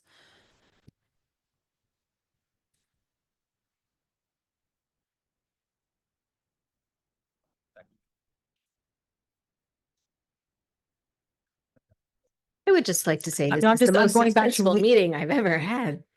No, we did vote on it. We It wasn't- voted on it and it failed. Yes. Okay, yeah, we had the motion to reduce one, and it failed 132. So I'm renewing my motion to reduce Ham Ave by extended day by 200,000. Please don't give me another soliloquy. No, Mike, he's looking at me. Again, I will second it so that we can actually have a discussion. So if you have a comment that you'd like to make, Nope, I'm just trying to get to a number like the rest of us. okay. Does anybody have any comments? Without a soliloquy, I believe that was. I will be brief, Sure. but if you remember my soliloquy last last week. This process is all about making difficult choices, and prioritizing the needs of different stakeholders in the district. The most vulnerable stakeholders in the district are the students at Hamilton Avenue and on our other Title I schools who are below grade level. What? Let me finish. Who are below grade level. And in many ways, when compared to, not all of them, but many of them, when you look at our statistics, not for any fault of our hardworking staff or teachers, but because of socioeconomic status, and that limits opportunities, and that requires more time on task. The whole purpose of the extended day program at Hamilton Avenue is to provide that more time on task to decrease the achievement gap that we have historically had across this town, and it would be a disservice to the community, and it would be a significant it would be a significant betrayal of our values to balance the budget on the backs of our most needy students.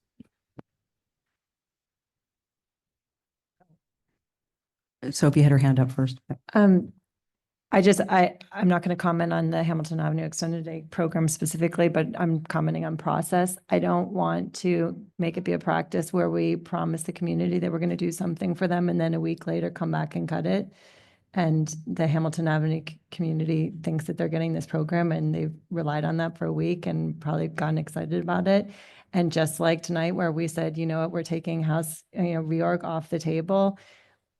People should trust us. We said we're taking house reorg off the table. I don't want people leaving tonight and being like, well, maybe they're going to reconsider it next week because now we're in some new budget crisis, because we seem to be in a budget crisis all the time, right? So it's like some BET came up with something new and now you have to cut another however much. And now suddenly we're talking about these things that we said we weren't going to do. I just think it's a very bad precedent. I want to stand by the votes that we have taken, as painful as they are.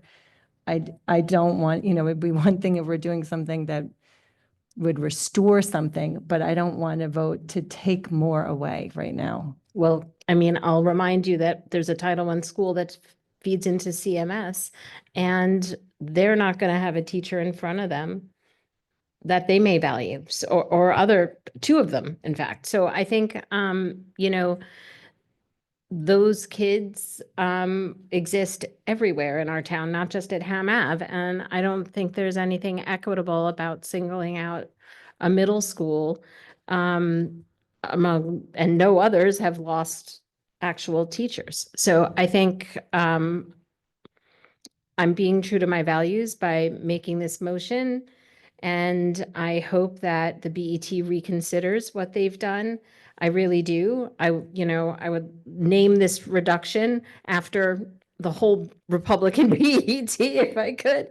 So it's, not done with any kind of joy. I'm really trying to preserve what does make this place a better school system. So being that I did not go through Robert's rules in depth prior to this meeting, into looking at the process of doing this, I will say I would love to be able to find a way to save, all the LTE that we have had to cut in all the areas, student facing wise, because it's true. Our media staff, the moments my children remember the most are often the ones that were spent in the media center, and the individuals that help them find their favorite characters and their favorite books. But my biggest concern is I don't want to be sitting here pitting one area of our administration and our staff against another, and saying one thing is more important than another. And so, with what, Sophie had pointed out, I would love to find a way to, to do some of these things, but I don't think it's good to do it at the cost of another that just, I didn't it's irrelevant who voted to support what, but the board's voice, was heard, and we have to stand by that. I don't want to, again, I don't want to pit one against another. I think that's just bad practice in how we would do it. Thank you. Okay, Wendy. I was just gonna say that I think that the Ham Ave program is money well spent, and I think that it's important for us to look at for our Title I schools.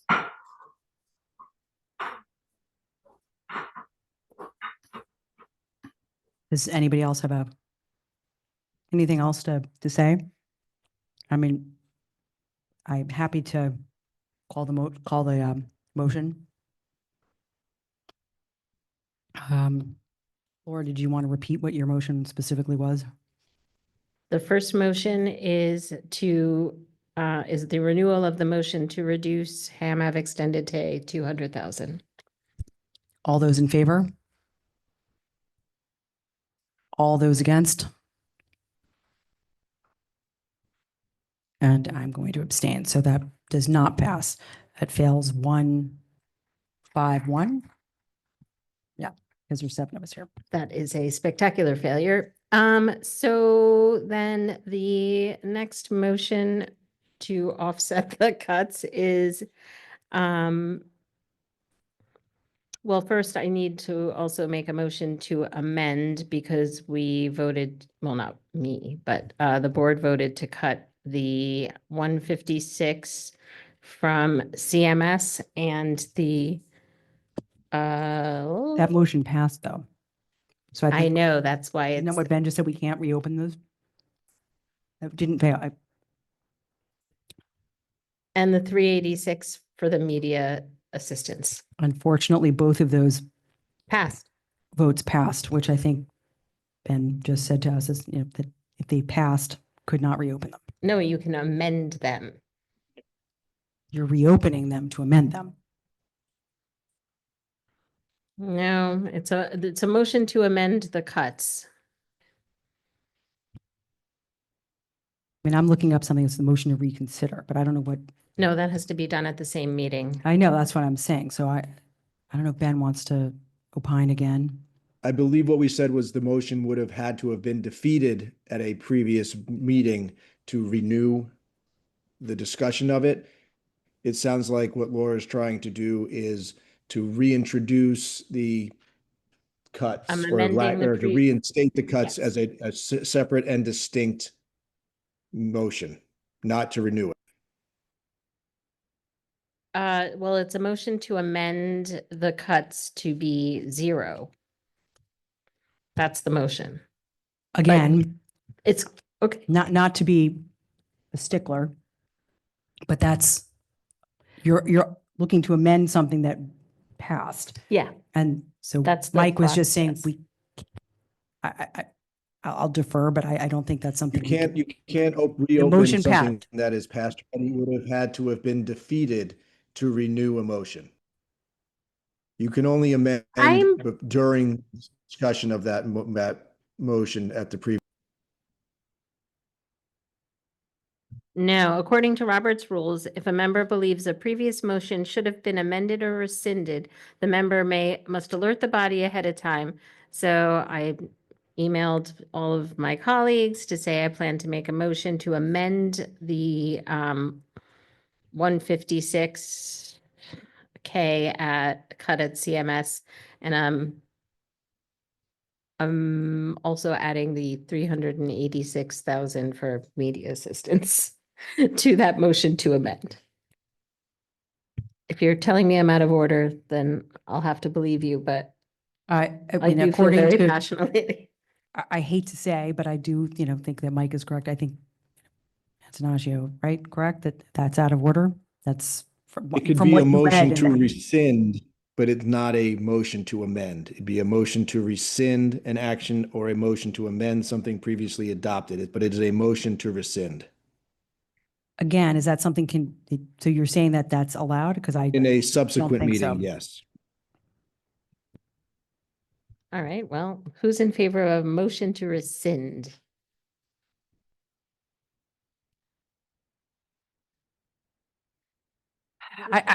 I'm in favor of rescinding it, but again, procedurally, I just don't think this is the way that we can do it. And I believe that it's unfortunately, those who voted for passing it the first time are going to, I just don't want to have this fail again the same way. So I'm not afraid to fail. I have a growth mindset.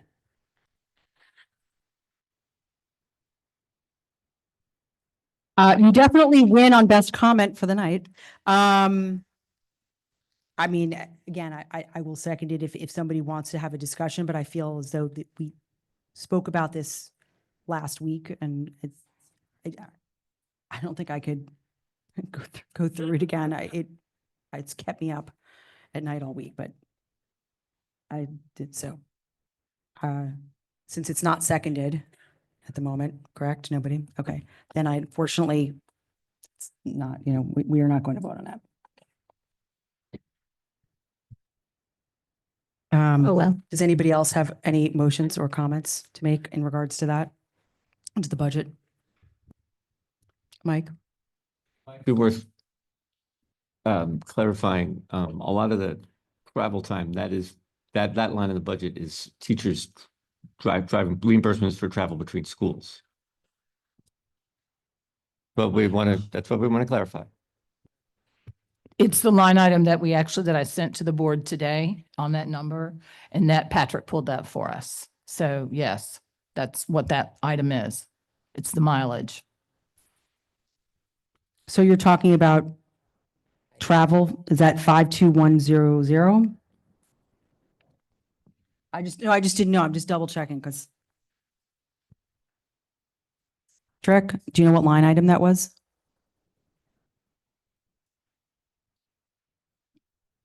Patrick's, It was on our sheet from the other. oh, there he is. Which line item you are referring to? Well, that's why I was asking.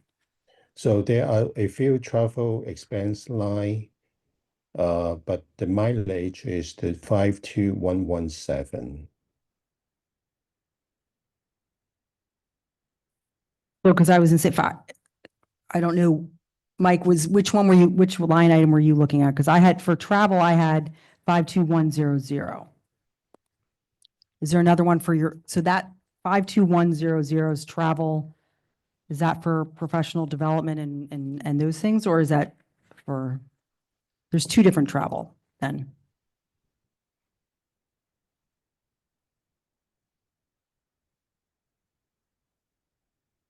So you're saying the line was 52117, right? That's mileage?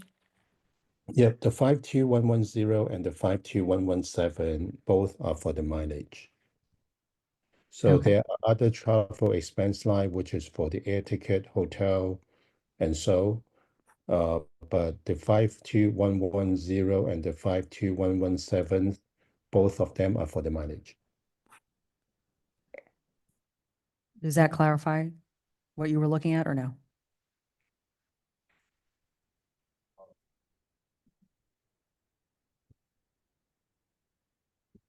Because I think these- we're at our number, right? We don't have to cut anymore, right? Yeah, we were like a half hour ago. Okay, so let's, Okay, I'm just asking if anybody else had any other motions. If not, then we move on to the next item, which is our agenda plan. wait, didn't Mike have a motion? Thought you were asking for. No, okay. No, you have no motion? As expected, I guess. Yeah, but written reports is agenda planning. Do we have anything that we wanted to discuss or add? I know we were looking at a date to have to reschedule our executive session on special education litigation and so forth. So hopefully I'll give you that date shortly. Right. Well, no, we would be adding a date. I just have to, I just have to confirm that with the attorney. Anything else that we needed to add? Anything that was removed from tonight's meeting that we need to move forward? No? If not, we have one more motion to make this evening. I'd like to make a motion to adjourn. You're seconding it, Laura? Okay. All those in favor of adjourning? 7-0. I you. wanted to thank all of those who logged on tonight for our meeting and all of those who were in attendance. So thank you for bearing with us this evening.